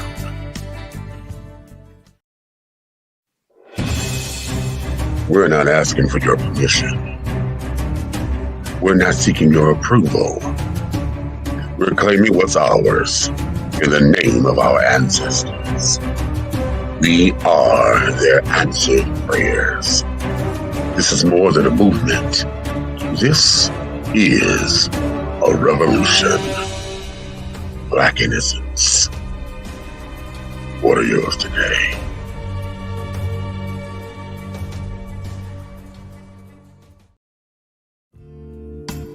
Be bold. Be unique. Be the tea. With a unique body oil fragrance from the Sensuality Fragrance Collection. The Sensuality Collection embodies a unique array of customized original scents created by Big Meech. Indulge yourself in such fragrances as eye candy, foreplay, anticipation, shower fresh, naked beauty, or pay homage to the motherland and choose an oil from our exclusive Wakanda collection. Over 17 different scents that will tantalize your senses. Order yours today. Log on to www.dishingtea.com for more information. Because remember, it's all about the tea. Sensuality, that is.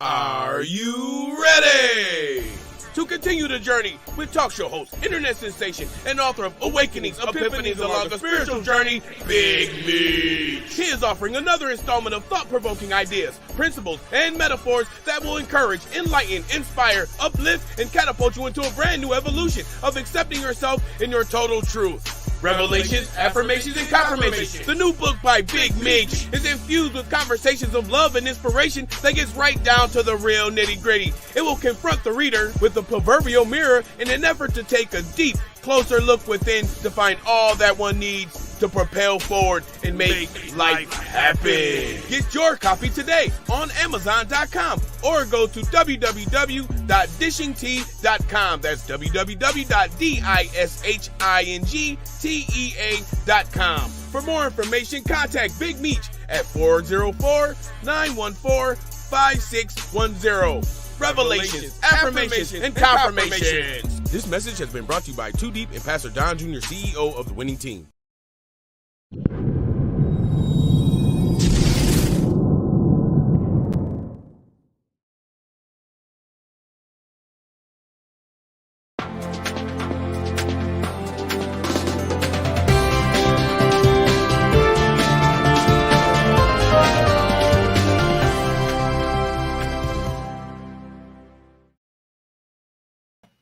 All right, and we are back. If you're still with us, we thank you. We love you, honey.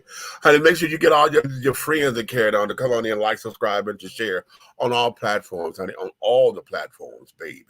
Let me go back to these comments that carried on because, honey, y'all are letting us have it, honey, with them. I love that y'all are vocal. Okay, Pastor Hayes, you need to stop. Okay, you know that. You have to be truly grateful and truthful. You could hurt, harmed, and damaged a lot of men. Tears and heartache. I had to thank God that I learned from my transgender mother, Jew Holiday, and transgender grandmother, Santana Summers, to tell me my status. And I'm transgender. I have fooled a lot of men in my life because I look like my mom. But before I lay down with the man, what is between my legs? What is between my I was able to get my life. Okay. All right, honey. She was typing too fast because I didn't understand none of that. I mean, the bulk of it. Okay.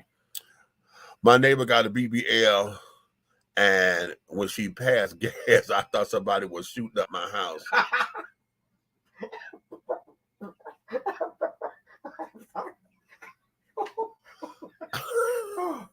I'm going to beat you, DC. You know what?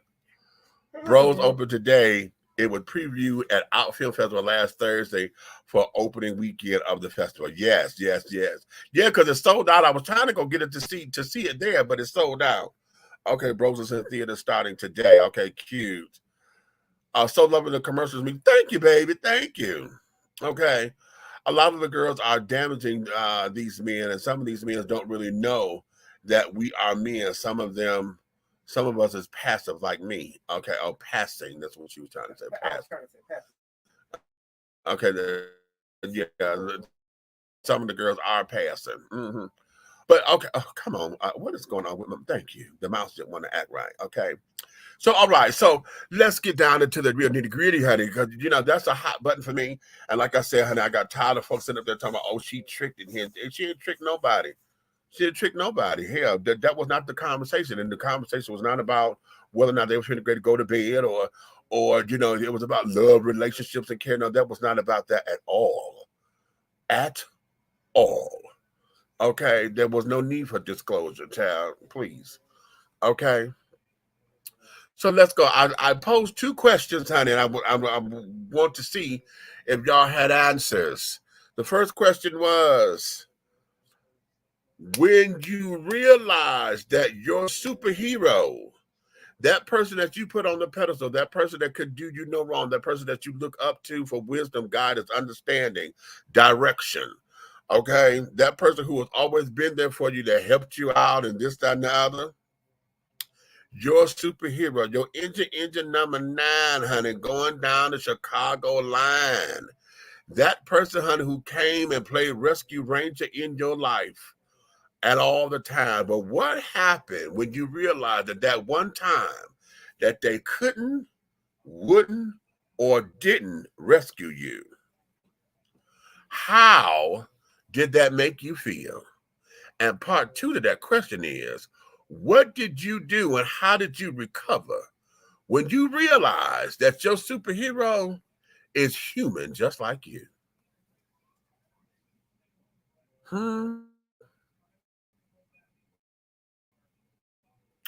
What was that for you? For me, it was different because that was my mother for me. you know, and the day that I realized that she was just a woman going through trying to understand life. You know, if y'all ever watched the Natalie Cole story, and she was saying, you know, right when her father was passing or whatever, and her and her mother, you know, were not seeing each other eye to eye, whatever, and they were really having a difficult time. And she said she had to understand that her mother was human, that her world was shattered. The man that she had been, you know, married to for 30 some odd years or whatever was leaving or had died or whatever, you know, and she trying to pull her world together, carrying on. And it was in that moment that she realized that her mama was human, you know, and just a woman.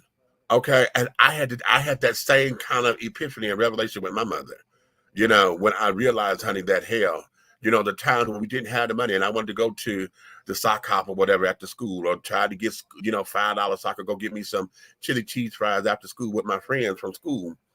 And we didn't have it, you know, and she couldn't do it, you know, and things of that nature. When I realized I had to look at her as a woman, you know, that's where a lot of that, she will still be my Wonder Woman, but that's where a lot of the mystique of, oh my God, my mama could do anything, had to leave, because I had to see her for the human being that she is, you know.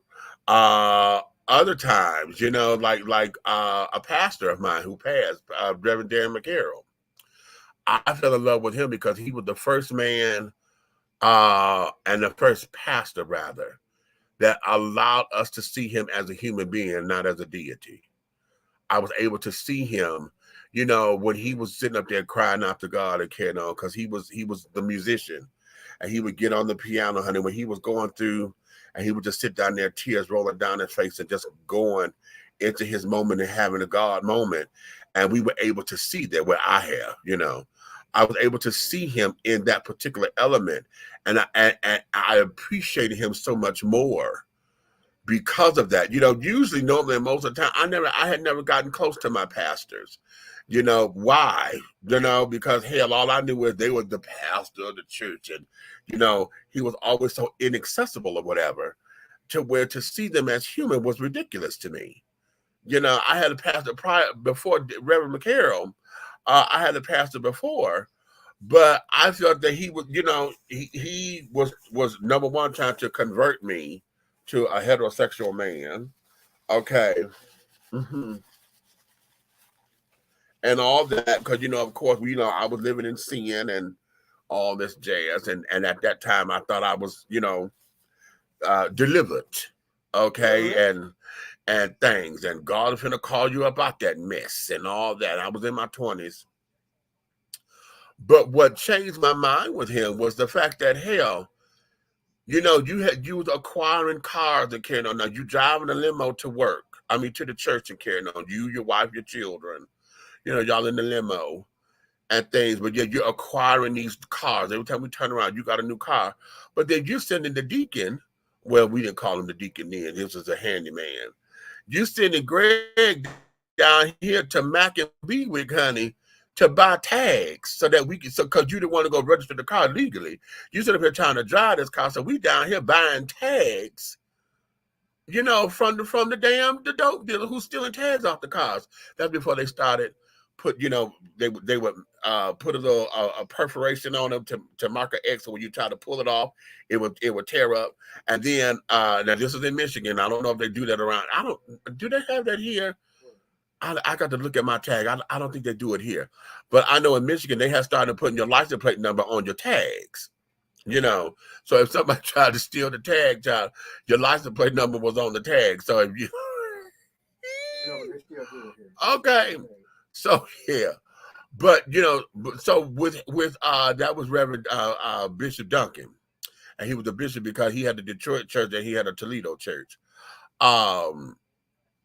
At that moment, you know, seeing him differently, you know, that was a different feel, because I didn't see him as a superhero of mine. It's just that he was one of the ones that helped to shape my idea of what church is, because I was between jobs. So, you know, I was constantly at the church, and I'm helping to clean the church, and this the church, and that the church, and that the church. And, you know, now I'm all the way on the other side of the damn town, you know, catching the bus way over here to New Jerusalem Christian Center. Okay. And carrying on to be there. Now, hell, it took me like 2 hours to get to him because Detroit don't have trains. We all buses. So I'm coming from deep west, coming all the way deep east. So I got to take 2 or 3 buses to get all the way over here. And it took me 2 hours. I got to be there to help set up because we got noon hour Bible study and prayer and all that kind of jazz. And we got to get there early to Murphy oil soak the pews and yeah. Okay. So I'm working at the church and trying to keep my little thing together, because I'm on this spiritual quest, and we walk by faith and not by sight. So we stepped out on faith, and by faith, God delivered me from the demon of homosexuality and things. They were the ones to tell me who my wife was. Tell you, this your wife right here. Oh, well, hallelujah. Thank you. I shouted around the church, child. Okay. And carrying on. So that there was that. It was really something. It was really something. But when I found out that my heroes were just human beings like me, honey, it changed my world.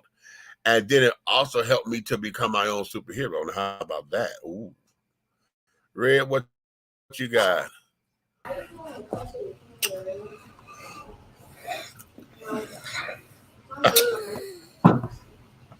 You hateful. Uh-huh. You hateful. Vanilla bean. You hateful. All right. Well, this is what I got to say.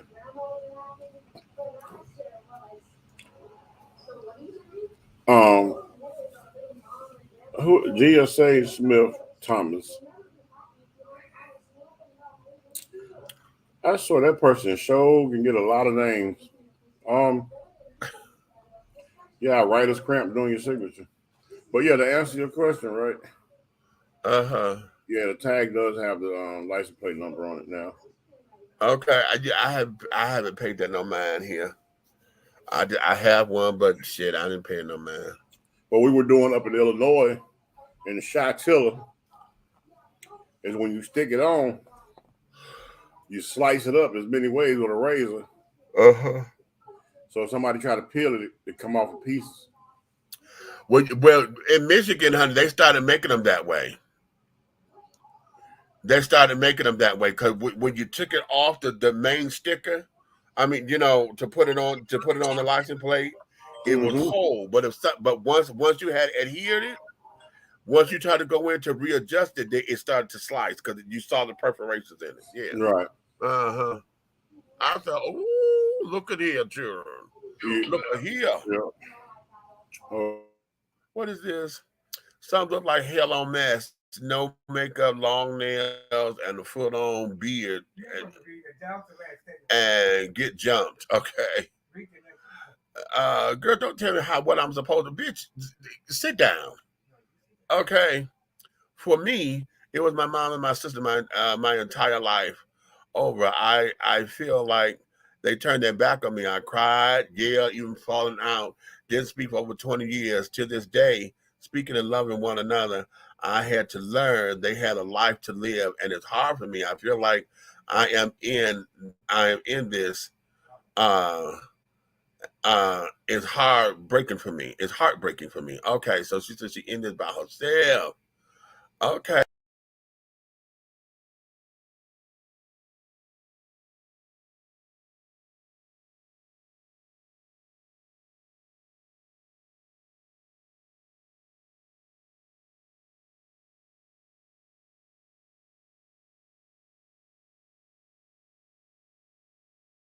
I took myself out. Okay.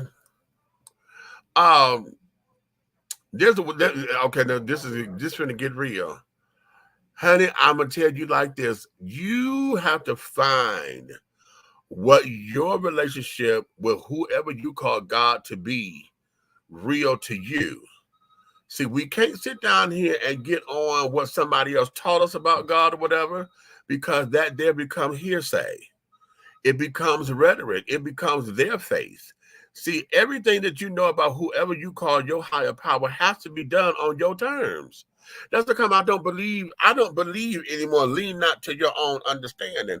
Because then how else does God talk to us? Because God is only going to speak to me in the way that I know he knows, or she knows, or it knows that I'm going to understand.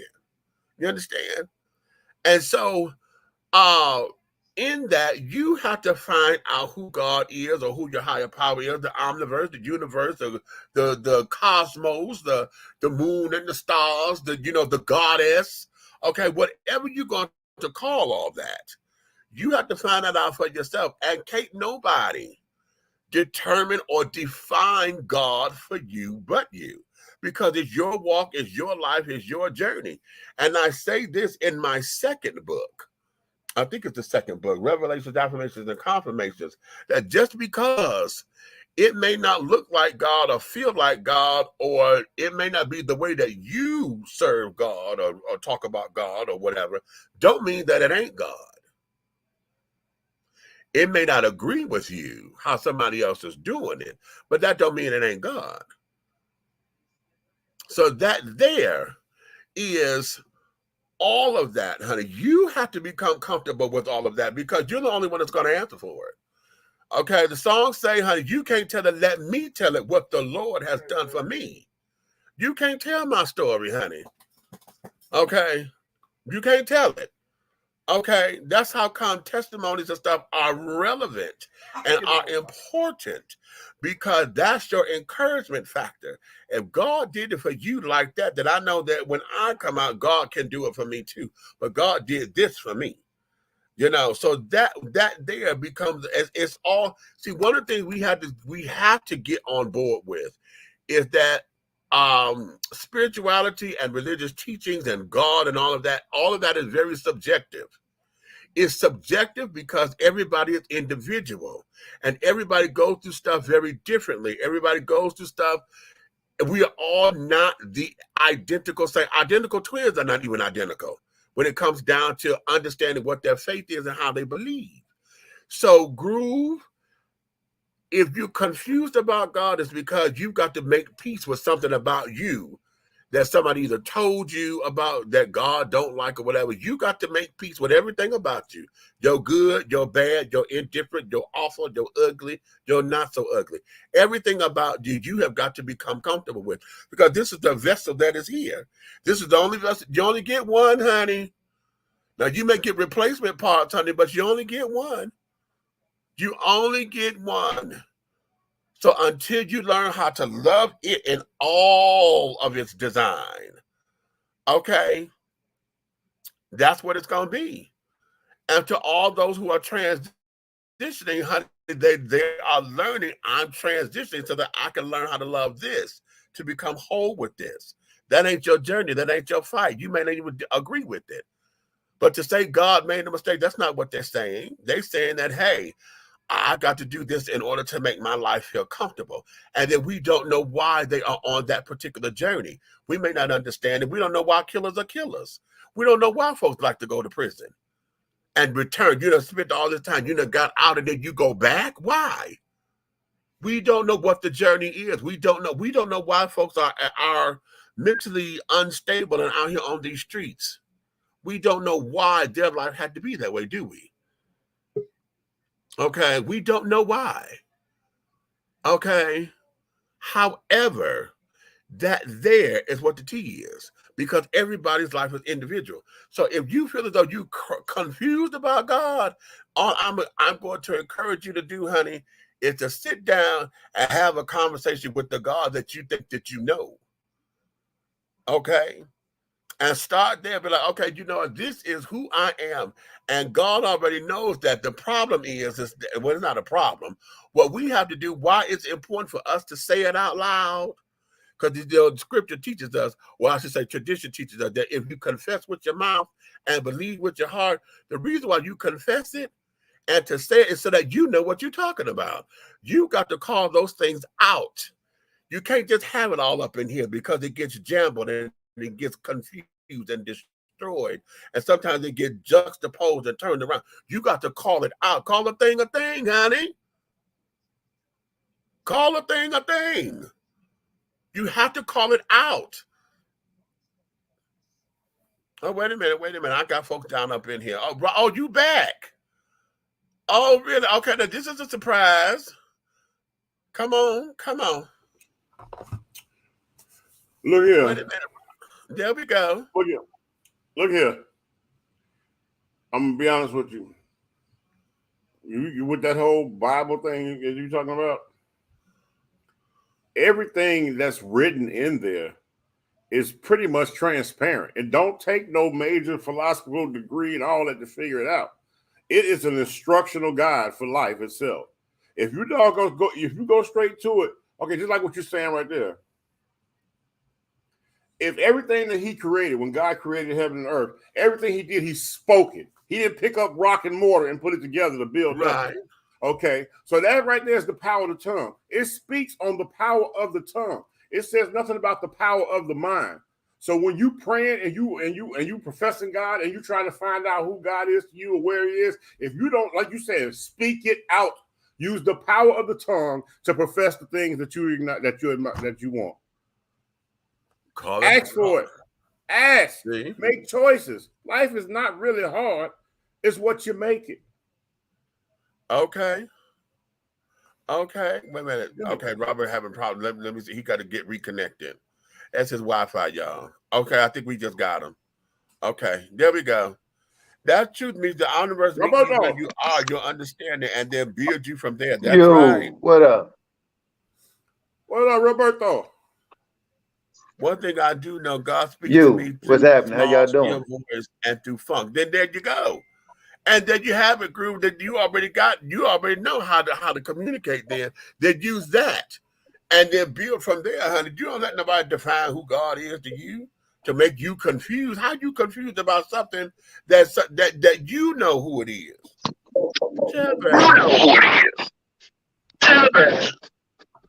Okay. So be that as it may. Okay, so we got to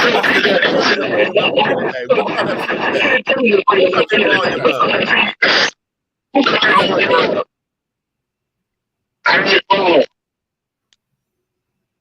got feedback. We do. Are you on some type of speaker? Nah. No, let me see. Let me see what's going on because I want to make sure I'm not open. Nowhere. Where the hell is that coming from? The devil didn't like what I said when I told the truth about God. Hold on, let me see something. All right, is that better? Let me see. Yeah. Speak. Okay. Robert, it's on your end because I muted your mic, so it's on your end. Turn your volume down. How's that? There we go. How's that? There we go. There it is. Okay. Yeah.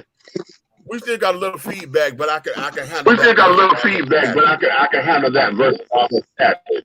Take when you put me your piece in. We fix that. That might be it. Yeah.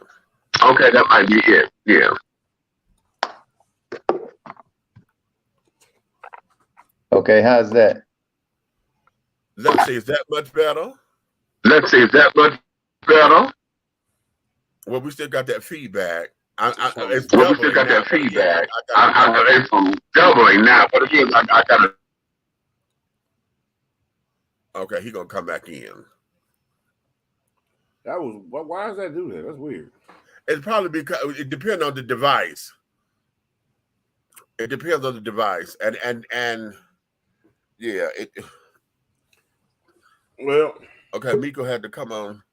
I enjoyed the show. Got to get back to work. Love you back, baby. Thank you for stopping on in. Miko. How about now? It's like when I talk. Why is it? No. We got a doubling effect, but we Robert got is on your. we got a doubling effect. But Robert is on your. Turn your volume down on your. Turn it down. Turn your volume down on your. Turn it down on the computer. You on the computer, Robert? My phone. He on the phone. You on the phone? Oh, you're on the phone. Okay. What I do? Oh, you're on the phone. Okay. What I do? Is your phone connected to Wi-Fi or is it a 5? Is your phone connected to Wi-Fi or is it a 5? Yeah. Wi-Fi? Wi-Fi? Yes. That is weird, bro. It is. All right, let's get into these questions. Yeah. Y'all got okay. We put up the questions about your superhero, and then the other question was about here we go. You are in a committed relationship, a marriage, a partnership, you are betrothed, you are engaged to be, you're in a long-term relationship, y'all shacking up. Okay. And it's all about that front seat. Let's start with that front seat. Now you go in and you got to go pick up your mama or whatever, or y'all went out to dinner or whatever the case may be. The question becomes, who does the front seat belong to? Does it belong to your mate or to your mama?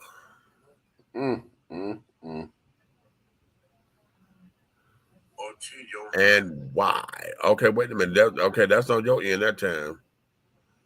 Yeah, that's me over. And why? That's me. Okay, wait a minute. That's on your end that time. That's me. Yeah, that's me over. Oh, go ahead. Go ahead. So yeah, so who is it, baby? What is the tea on that? How is it that who does the seat belong to? Is it to your spouse, your mate, or does that seat go to your mama, honey, or daddy? Depending if you're a daddy's girl or whatever, who does that seat go to? Well, if you got one of them terrible in-laws, you can get in the trunk. But I'm just like,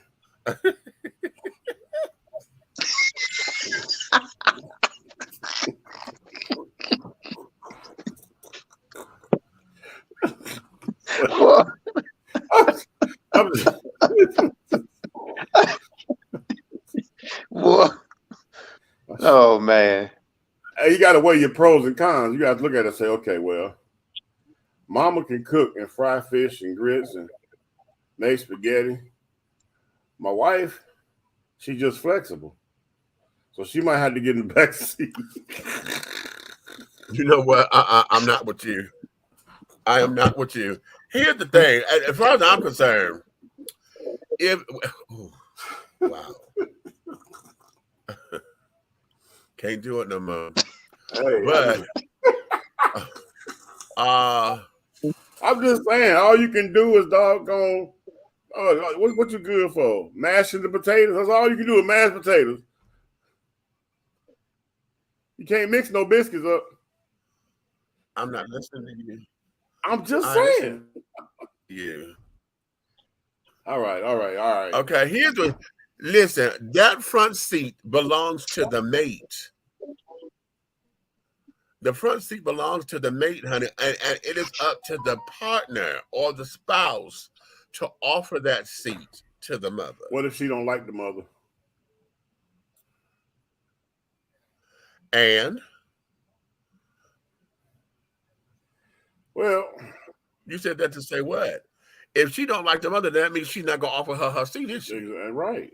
She gonna reach back and pop that lock for her if it's an old car, or she gonna hit the button for her.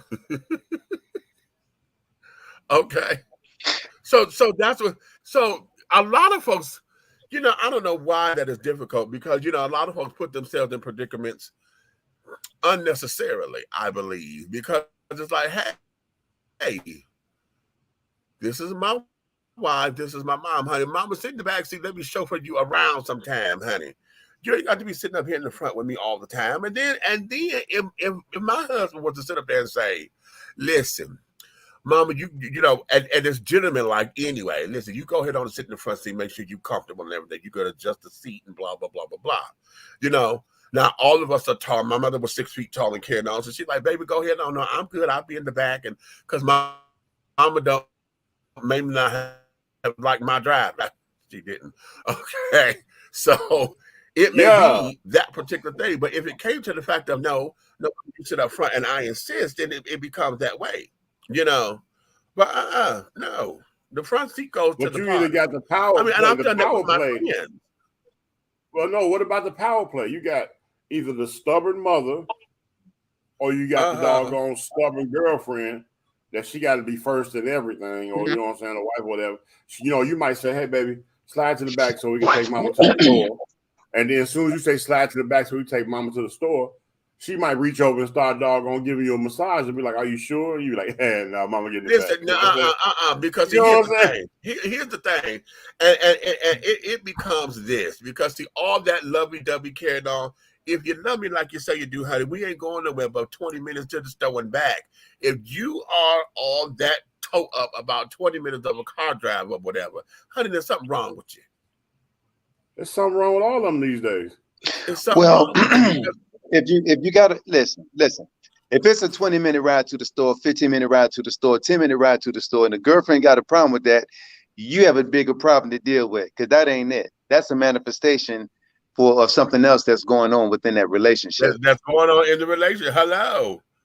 And I understand that, but something else is going on. Okay, but I understand that, but at least ride the ride until it's time to get off. You know what I'm saying? You know what? Hush up, fool. Well, that may already. Well, then, with that being said, then it may already be time to get off that ride because if it took for Mama to come along and want to sit in that front seat for the girlfriend to get upset, she's a girlfriend. I understand. I get it. I love you. This, that. I get it. But that's Mom. In a marriage, Mom should not automatically assume or expect to have that front seat because if she cares anything about her child's marriage, then she should, by all means, let the wife offer her that front seat. When a man gets married to his wife, he's supposed to leave father and mother in Cleveland to his wife. The wife comes first. The wife comes first. Let her be the one to offer the front seat. If she offered the front seat, because here's one thing: Mama may be able to cook, Mom may be able to help you heal a cold or whatever the case may be. But what Mama can't do is is be your wife. She can't be your wife. If your home is divided, the wife has got to come first. She got to come first. And if Mom understands that, then there would be no argument, unless she's a narcissist and demand to have her own way. And if that's the case, then you got a problem. The narcissist, we got narcissism, and then we got that stronghold because one of the things that we were talking about with bringing the subject up, you got those who, a lot of times, those who are single, either you are single by choice, you're divorced, or widowed. Okay. And you done clung to your children and you done made your sons your pseudo husbands. Especially if that's what I say earlier, the only child. If he's the only child, yes, he got problems. You know, they have problems. Right. Well, okay. I look at it like this. I'm an impatient dude when I got somewhere to go. So you got one time, either you getting in or you getting out, because I'm pull off on you. Okay, who you? Listen, my whole thing, and I've done this with friends. You know, they, a lot of I'm 6'4", so a lot of them think that they're offering me. They call me Big Meat. Oh yeah. Okay, that they will offer me the front seat. Oh well, here you could, you sit up here because your legs are. I know, honey, that's your seat. Oh no, I'm good.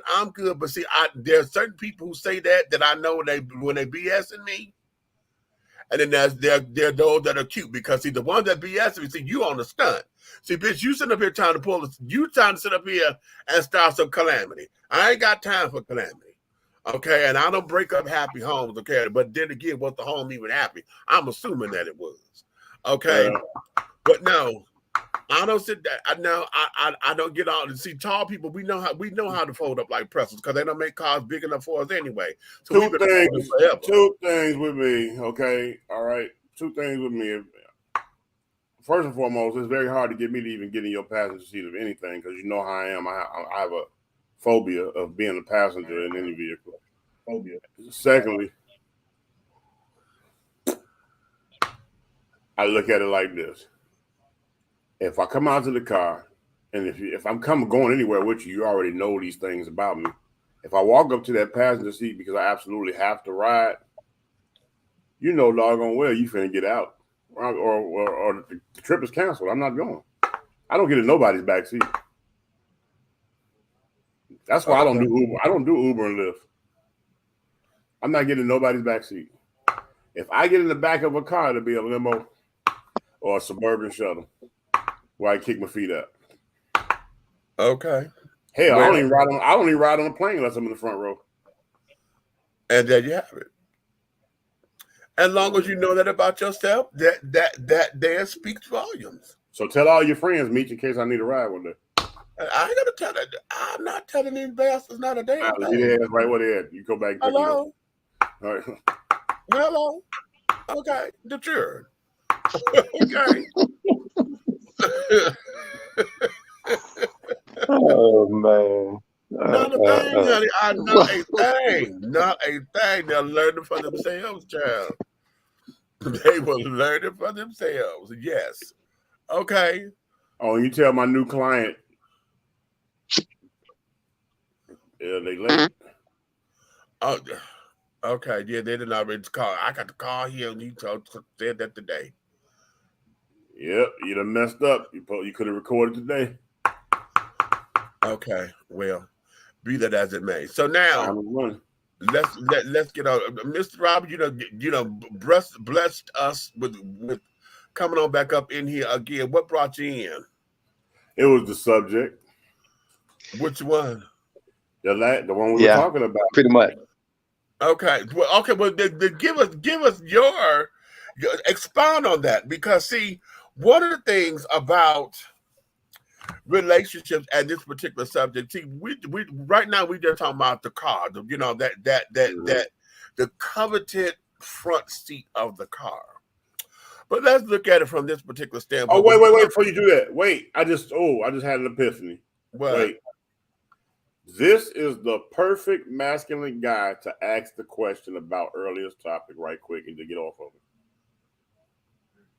What about hope? This is the perfect guy. Oh, but then let's do it. Okay. I just picked. That is the perfect dude to ask. Okay, here we go. Now I'm gonna tell you, come wrong, I'm gonna cuss you out. Okay. Okay, and I'm telling you now because it's a hot one for me. So I'm okay. This guy, it just popped. I'm like, yo. Okay, here's what this. Okay, you coming in now, and we just did a whole hour and a half on this. There was a subject that was on Fox Soul. Okay, the panel, the host, Tammy Mack. She had a young lady on there by the name of Cynthia G. She had Dr. Umar Johnson, some child named DJ Dewan, somebody. And then my sister friend, Miss Hope Giselle. Okay. Now, Hope Giselle is a trans woman. Okay. Okay. Already sidelined. Okay. Okay. Let me get through the story. I'm focusing. No, Come on. I'm not going to assume. I'm not going to assume. Don't worry about that. Come on with it. No, I got it. Hold on. So, the topic of discussion was, do you believe that black men are at war, or there's a war against black men? That's what it is. Is there a war against black men? Okay. Now, the panel is going, and the panel was going, and the panel was going. Okay, they're making comments. They agreed, they disagreed, or whatever. But it was very respectful, a respectful conversation. After it was all said and done, the next day, Umar Johnson discovers and finds out that Hope is transgender. Okay. So he goes off on this whole little thing about why didn't y'all tell me? Why didn't y'all tell me? Why didn't y'all tell me? Blah, blah, blah, blah, blah. You know, I should have known and this, that, and that. And I'm like, tell you what. The discussion wasn't about sex or you hooking up or whatever the case may be. Wasn't about none of that. This is about black men. But what it was, see, while he was talking, he kept calling them two beautiful black queens. You know, look, y'all beautiful black queens and this, that, and that. That's what he was calling them. So that was that. So now it became a whole big to-do, and somebody's calling me. I did not say call my number. Anywho, never mind. Okay. So now it became a whole big to do because Umar Johnson has always been one, you know, who says that, well, you know, I know how to clock them. You can't sit up there. You know, they can't get past me. You know, I know the real essence of a real woman and all that jazz and blah, blah, blah, blah, blah. So all of the blogosphere saying that she was wrong, she tricked him, and then, you know, she went on and responded and said, you know, I did not wear, you know, no wigs. I did not exaggerate my makeup. I did not wear lashes. The only thing you saw was my shoulders, my face.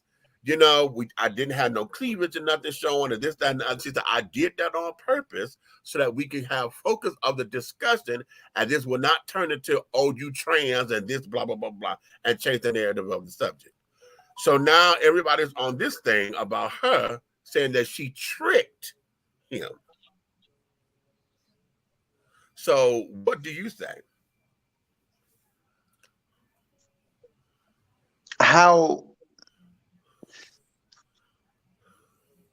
I'm trying to understand, how did she trick him?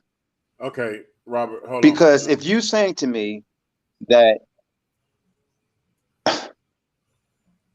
okay, Robert, hold on. I'm gonna give you this, and then you put maybe this will make sense of it. Okay. His wee jumped for she, right? Now he wants some DD. He wanted to eat fish, but he mad because of the fish that he wanted to eat. He found out it was a fish stick. You feel what I'm saying? Right. So he's upset. I got you. Okay. He was a stand-up guy until he found out the fish was on him. On him. But that's on him. But he felt like he was tricked. That's on him. He felt like he was tricked because nobody said that he was conversing and speaking to a transgender. He wasn't deceived at all, because they weren't talking about dating or hooking up. Now, if they were talking about dating and hooking up and they didn't reveal that, then yes, he was deceived. But if that wasn't the conversation or the intent for them to hook up, then that's on him and his own perception. That's on him. Because it's just like when we were in the Navy, right? When I'm stationed in Norfolk Naval Station, I had this guy, right? And I mean, he would dress up, man. I mean, he was homosexual. That's his business, right? This dude would dress up, and he showed us all pictures. And if you didn't know that was a dude, you'd have thought that was a girl. Beautiful. But I knew that was him. But if I didn't know any better, I'm like, man, she flies, I don't know what. Because you can't always tell. I guess I'm a little stuck on how was he deceived. That's not on the transgender, that's on him. Right. In his own perception. The problem was, and this is what I come out with it. That's on him. Now, if they were, he was deceived. It was self-deception. That's what we need. He self-deception. Yeah. He deceived himself. It was self-deception. My thing always have been, I've always felt like up until this point, I see what everybody's saying, but I always used to say, I always felt like when they're doing anything, they need to announce who they are. But hold on. I got you. Meech, I understood. We got to understand. It's just that, but now, you know what I'm saying, the topic wasn't about, you know what I'm saying, smashing and nothing like that. So then what I need to tell you that. The only way I can see deception, the only way I can see deception in this entire thing is that if it was one of those I got you questions, right? Because if it was me and I was trans, well, I'm gonna be proud of who I am, right? And I'm gonna put that out there. I'm trans and I want to know, and I'm gonna ask whatever question that I need to ask. I shouldn't have to hide who I am. It is what it is, because guess what? You or anybody else walking this earth don't have heaven or hell to put me in. Right. So if anything, they probably should have revealed who they were. But on Dr. Umar Johnson's perspective, if he found himself attractive to this person and this person wasn't even coming out on him like that, then that's on him. That's on him. That's not on that person. That's on him. Part of the Because it thing wasn't about is, them hooking up and going out or anything like that. exactly. Part of it that we all have concluded is the fact that he used the vernacular. Okay, listen, I'm sitting up here, I'm talking to two beautiful queens here, my sisters, my beautiful sisters. I need y'all to understand, and I need, he's there. Okay. Now, one of the things that he always, like I said earlier, he always pride himself on is that he teaches that you're supposed to be able to clock them. You can clock a transgender person. You can always tell. They always overdress. They always got on too much makeup. They always this. They always that. I know the real essence of a woman, and if you can't tell the difference, then that means you must be like that anyway. So that's stuff that he teaches. He just exposed himself. And that's the whole He just thing, exposed himself. Because he couldn't clock her. He could not clock her. So now, in a conversation that had nothing to do with any kind of sexuality and carrying on, he told himself this was male-female relationships. Well, a trans person can talk about male-female relationships just like a gay person can. We're not talking about us hooking up dating. We're talking about the dynamics of what that looks like. And then, I played the clip earlier.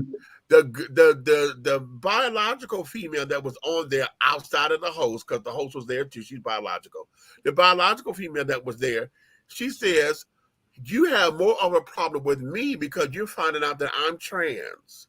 But this black sister is on here. Her whole entire narrative is to disengage or disassociate with black men. She tells black women that if they got black men and are having babies, they need to abort their black babies by these black men. I didn't know that until she said that. She's one of those kind of sisters. But you got more problem with me being trans versus this woman who is just anti-black man. But the trans is the problem. Now, is that the war? That's the war on black men. That's the war on black men. She has a problem with black men, and she made that statement. That's a very impactful statement. And actually, to say something so catastrophic is that is very insightful. So that would tell me that one, she's experienced some serious excruciating pain somewhere along the line in her relationship when she was with the black man. That's a manifestation of that. That's the war on black men. That's the war on black men. Okay, and now that's basically what Umar was trying to say, but they got into it.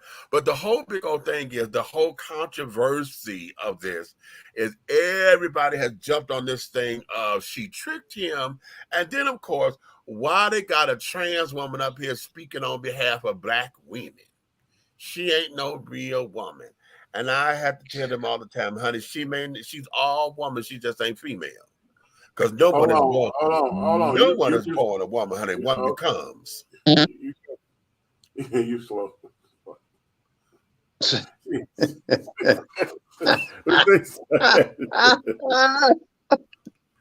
dude right here. Look. So here's the thing, right? Here's the thing, and it's funny. It's funny that we're having this conversation because I heard something like that this morning on the D.L. Hughley show. And it was centered around Ray J and Trey Songz, right? Mm-hmm. And I'm not sure what happened, but apparently they was eyeballing the same female. Come turn to find out it was trans. It was a trans person, right? Mm-hmm. And biologically, from a DNA perspective, that's still a man. But if she got everything, if he or she or whatever got everything cut off, and I think this is where the water started getting real muddy at, because in their mind, in their psychic, they feel like they've been a woman trapped in a man's body. And so they go on to have such surgeries to change into whatever it is they want to be. Cher has a son, the singer Cher, her son or daughter turned, had the change operation. Yeah, Chaz. Right. And so that's a very, tell anybody, hey, give the same respect that you would want. At the end of the day, we don't have heaven or hell, the keys to heaven or hell to put anybody in. The reason why I say keys represent authority. We do not have the authority to put anybody in heaven or hell. We do not. That's something personal between that person and God. That's who that is. Because I know some people that wouldn't dare talk to a man that's gay or homosexual. I know some girls that won't talk to any women that are lesbian or gay or whatever you want to call it. And I'm like, well, why not? Because for us, right, in the military, I know back when I first came in, we had 2 guys that were homosexual that worked with us. But you know what? Those jokers, they worked, they did their job, they was on point, they were very efficient at what they did. And we know amongst our ranks who was who. We know, but we don't care. Because as long as they able to do the job, doing the job is not predicated on if you're gay or not. It's not predicated on if you can pull the trigger or not. Can you do the job? Because at the end of the day, guess what? We're trying to get back home to our families. What you do in that bedroom, that's your personal business, because I'm not going to not talk to you. That doesn't make sense to me. Because then what that does is it exposes my bias that I have. Right. You understand what I'm saying? It exposes my bias. And so circling back around to Dr. Johnson, that's what he did.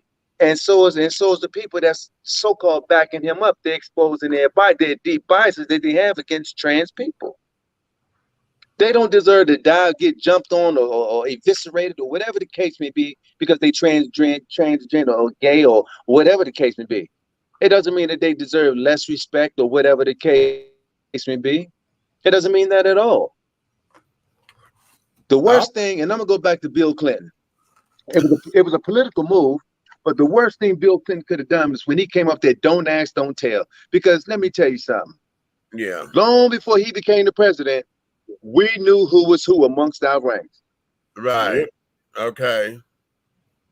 And they didn't. And just because a man, and this is one thing that I really detest. Just because a man is gay, it don't mean he want to screw every man that's walking around with a penis. He still has his preference.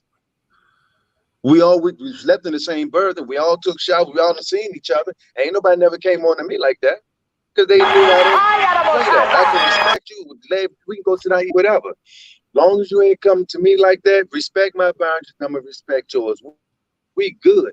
Because I'm not going to not talk to you in front of, it's because a lot of people around. That doesn't make sense.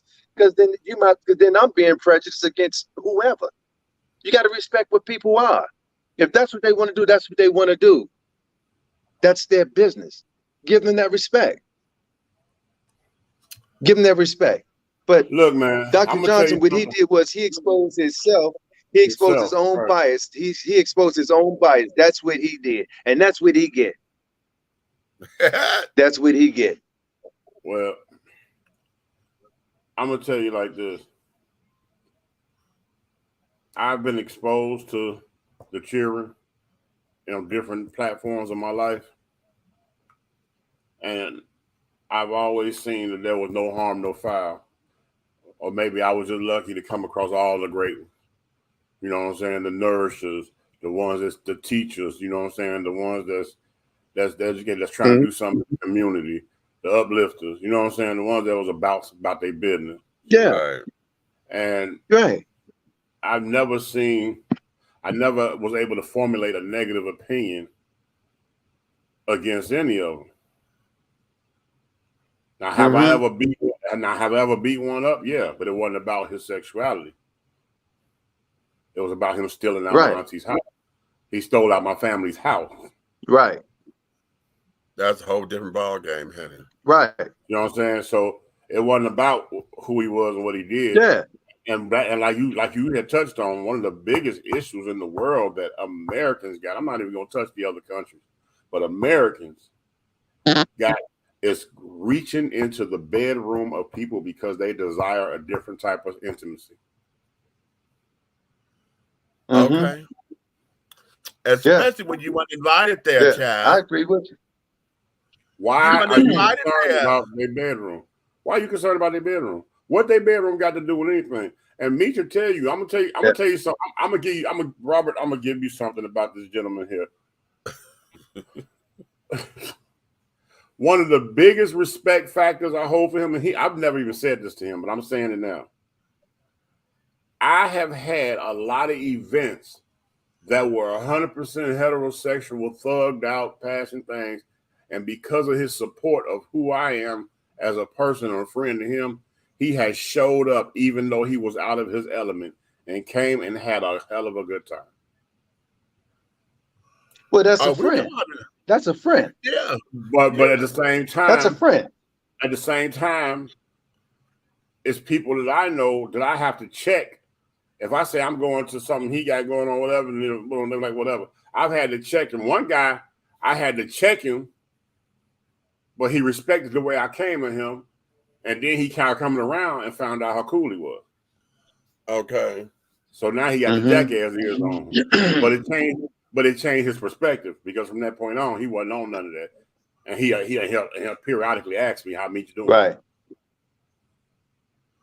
See, people don't understand. And well, that's good. That's good because see, sometimes people grow up with these biases and don't even realize that they're there, right? And in terms of judgment, because that's exactly what it falls up under. Even the scriptures tell you, you judge ye not, lest you be judged by the same measures that you are judging with. It ain't our job. Remember, I said keys represent authority. Right. We don't have the authority to judge anybody. We don't. So it's either I'm gonna rock with you or I'm not. And just because I rock with you don't mean that's the way that I go. It's just not my preference. But I'm not gonna disrespect somebody, because they respect, they want to be with, that's them. That's their business. I don't care what you do in the bedroom. It's none of my business. That part. Because I'm still going to sit down and eat with you. I'm still going to sit down and drink with you. We got a meeting. Guess what? I'm going to walk in there just as proud with my head up. I'm going to sit down and eat. And we, what we're going to do? We're going to carry on business as we scheduled to do. That's what we're going to do. Yeah. That's what we're going to do. And I'm going to have a huge problem if somebody walked up and start being disrespectful to the person that is that way. I'm going to have a problem with that because you don't even know what's going on. First of all, you're being nosy. You weren't invited to the meeting. So why don't you sit down? You might learn something. Yep. With Dr. Johnson, I'm going to say this. I'm going to say this because sometimes I'm going to say this. Sometimes you can be too smart for your own good.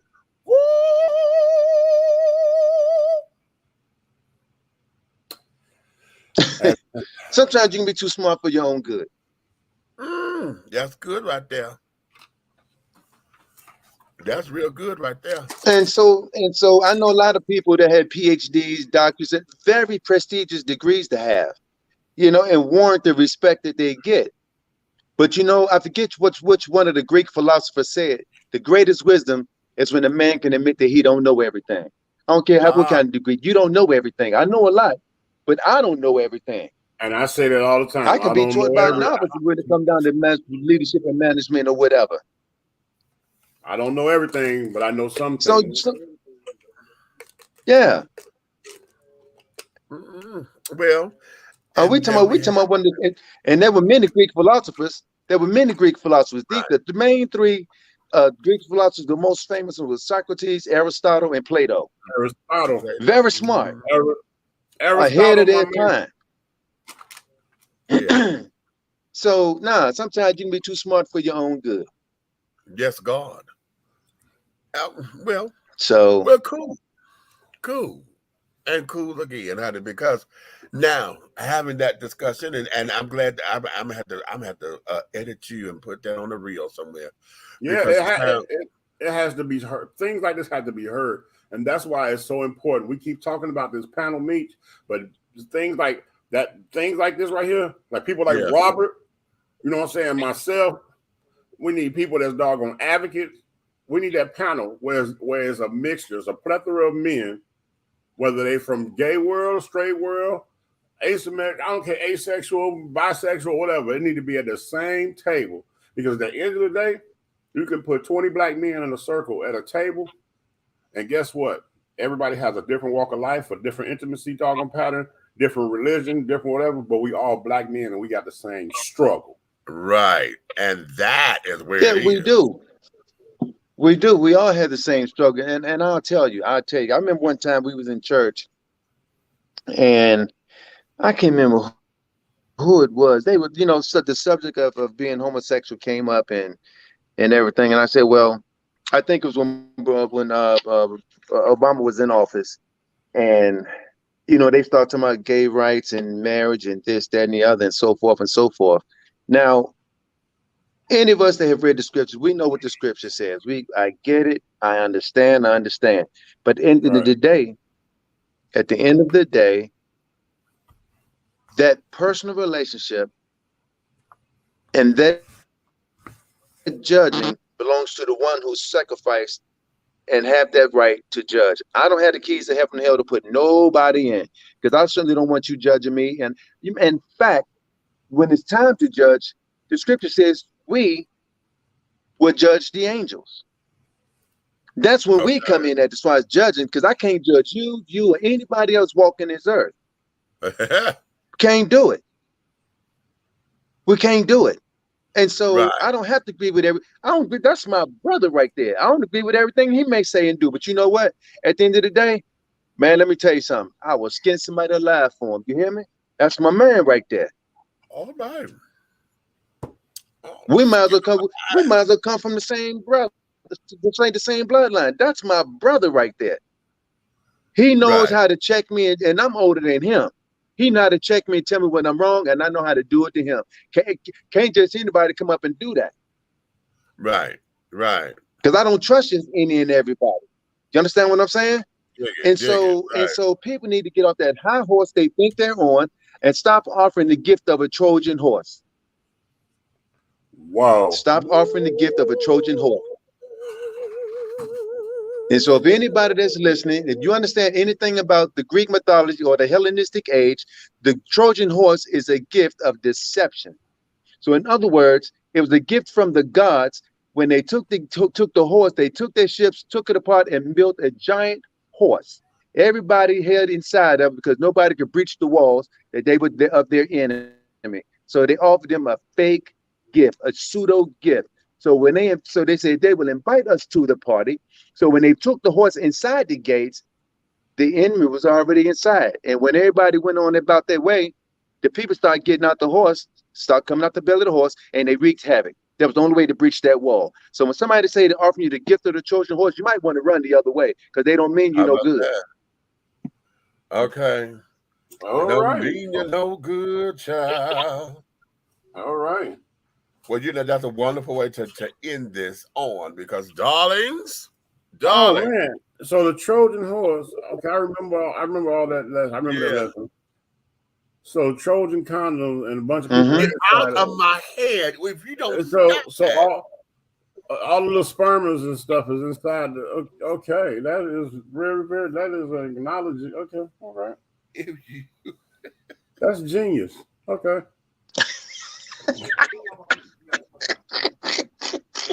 Because I was I'm doing and saying the exact same thing in my head.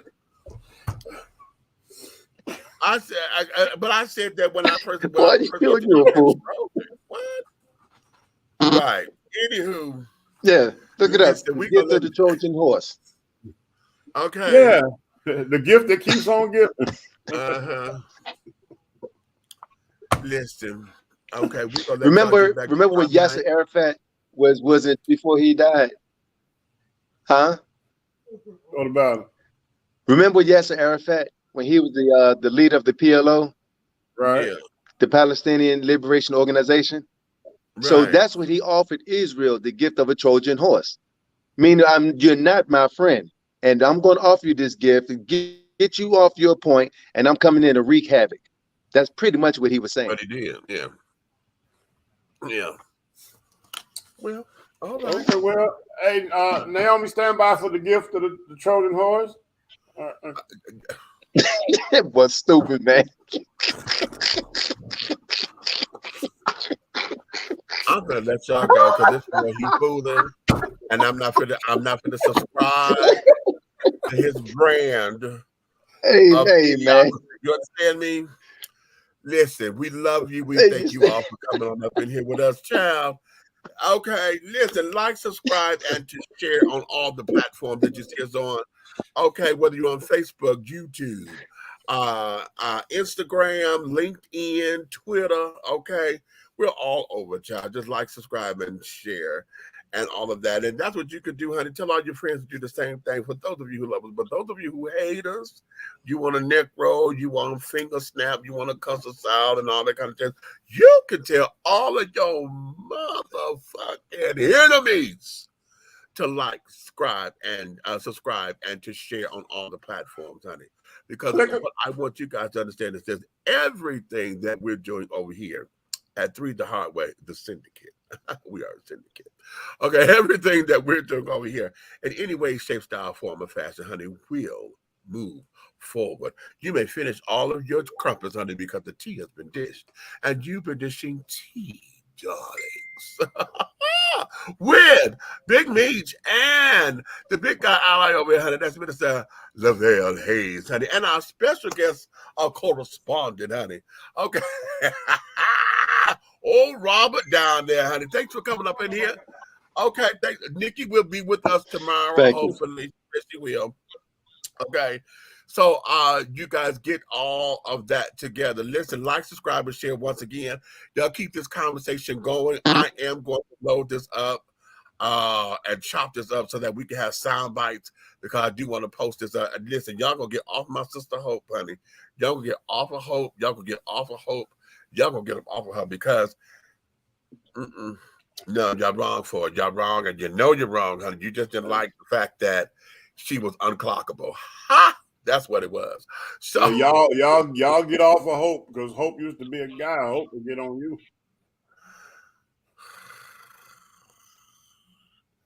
Hopefully it won't come to that. But anyway, honey, keep hope alive. Right, keep hope alive, honey. Right, that's what we doing. We keeping hope alive, because y'all trying to kill her in these damn streets, child. Okay, but on that note, honey. Oh, okay. Wait a minute. I may not be able to do that. Okay, I call it a little oof. Okay, wait a minute. We're gonna do this. Thank you, honey. We see you. Oh my God, honey, would you hush? Okay, this girl when you get what you got? You got a pet? Child, this girl, she loved being a part of my show, child. Okay. Oh, I thought you had the animal kingdom over there, just about. Okay, right. Okay, we got. Yeah.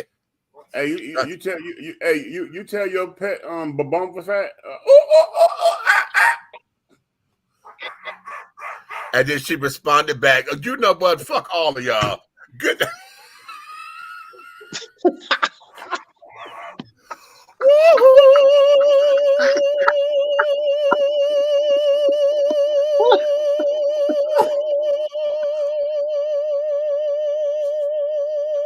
Oh my God. Oh Lord. And scene, children. That.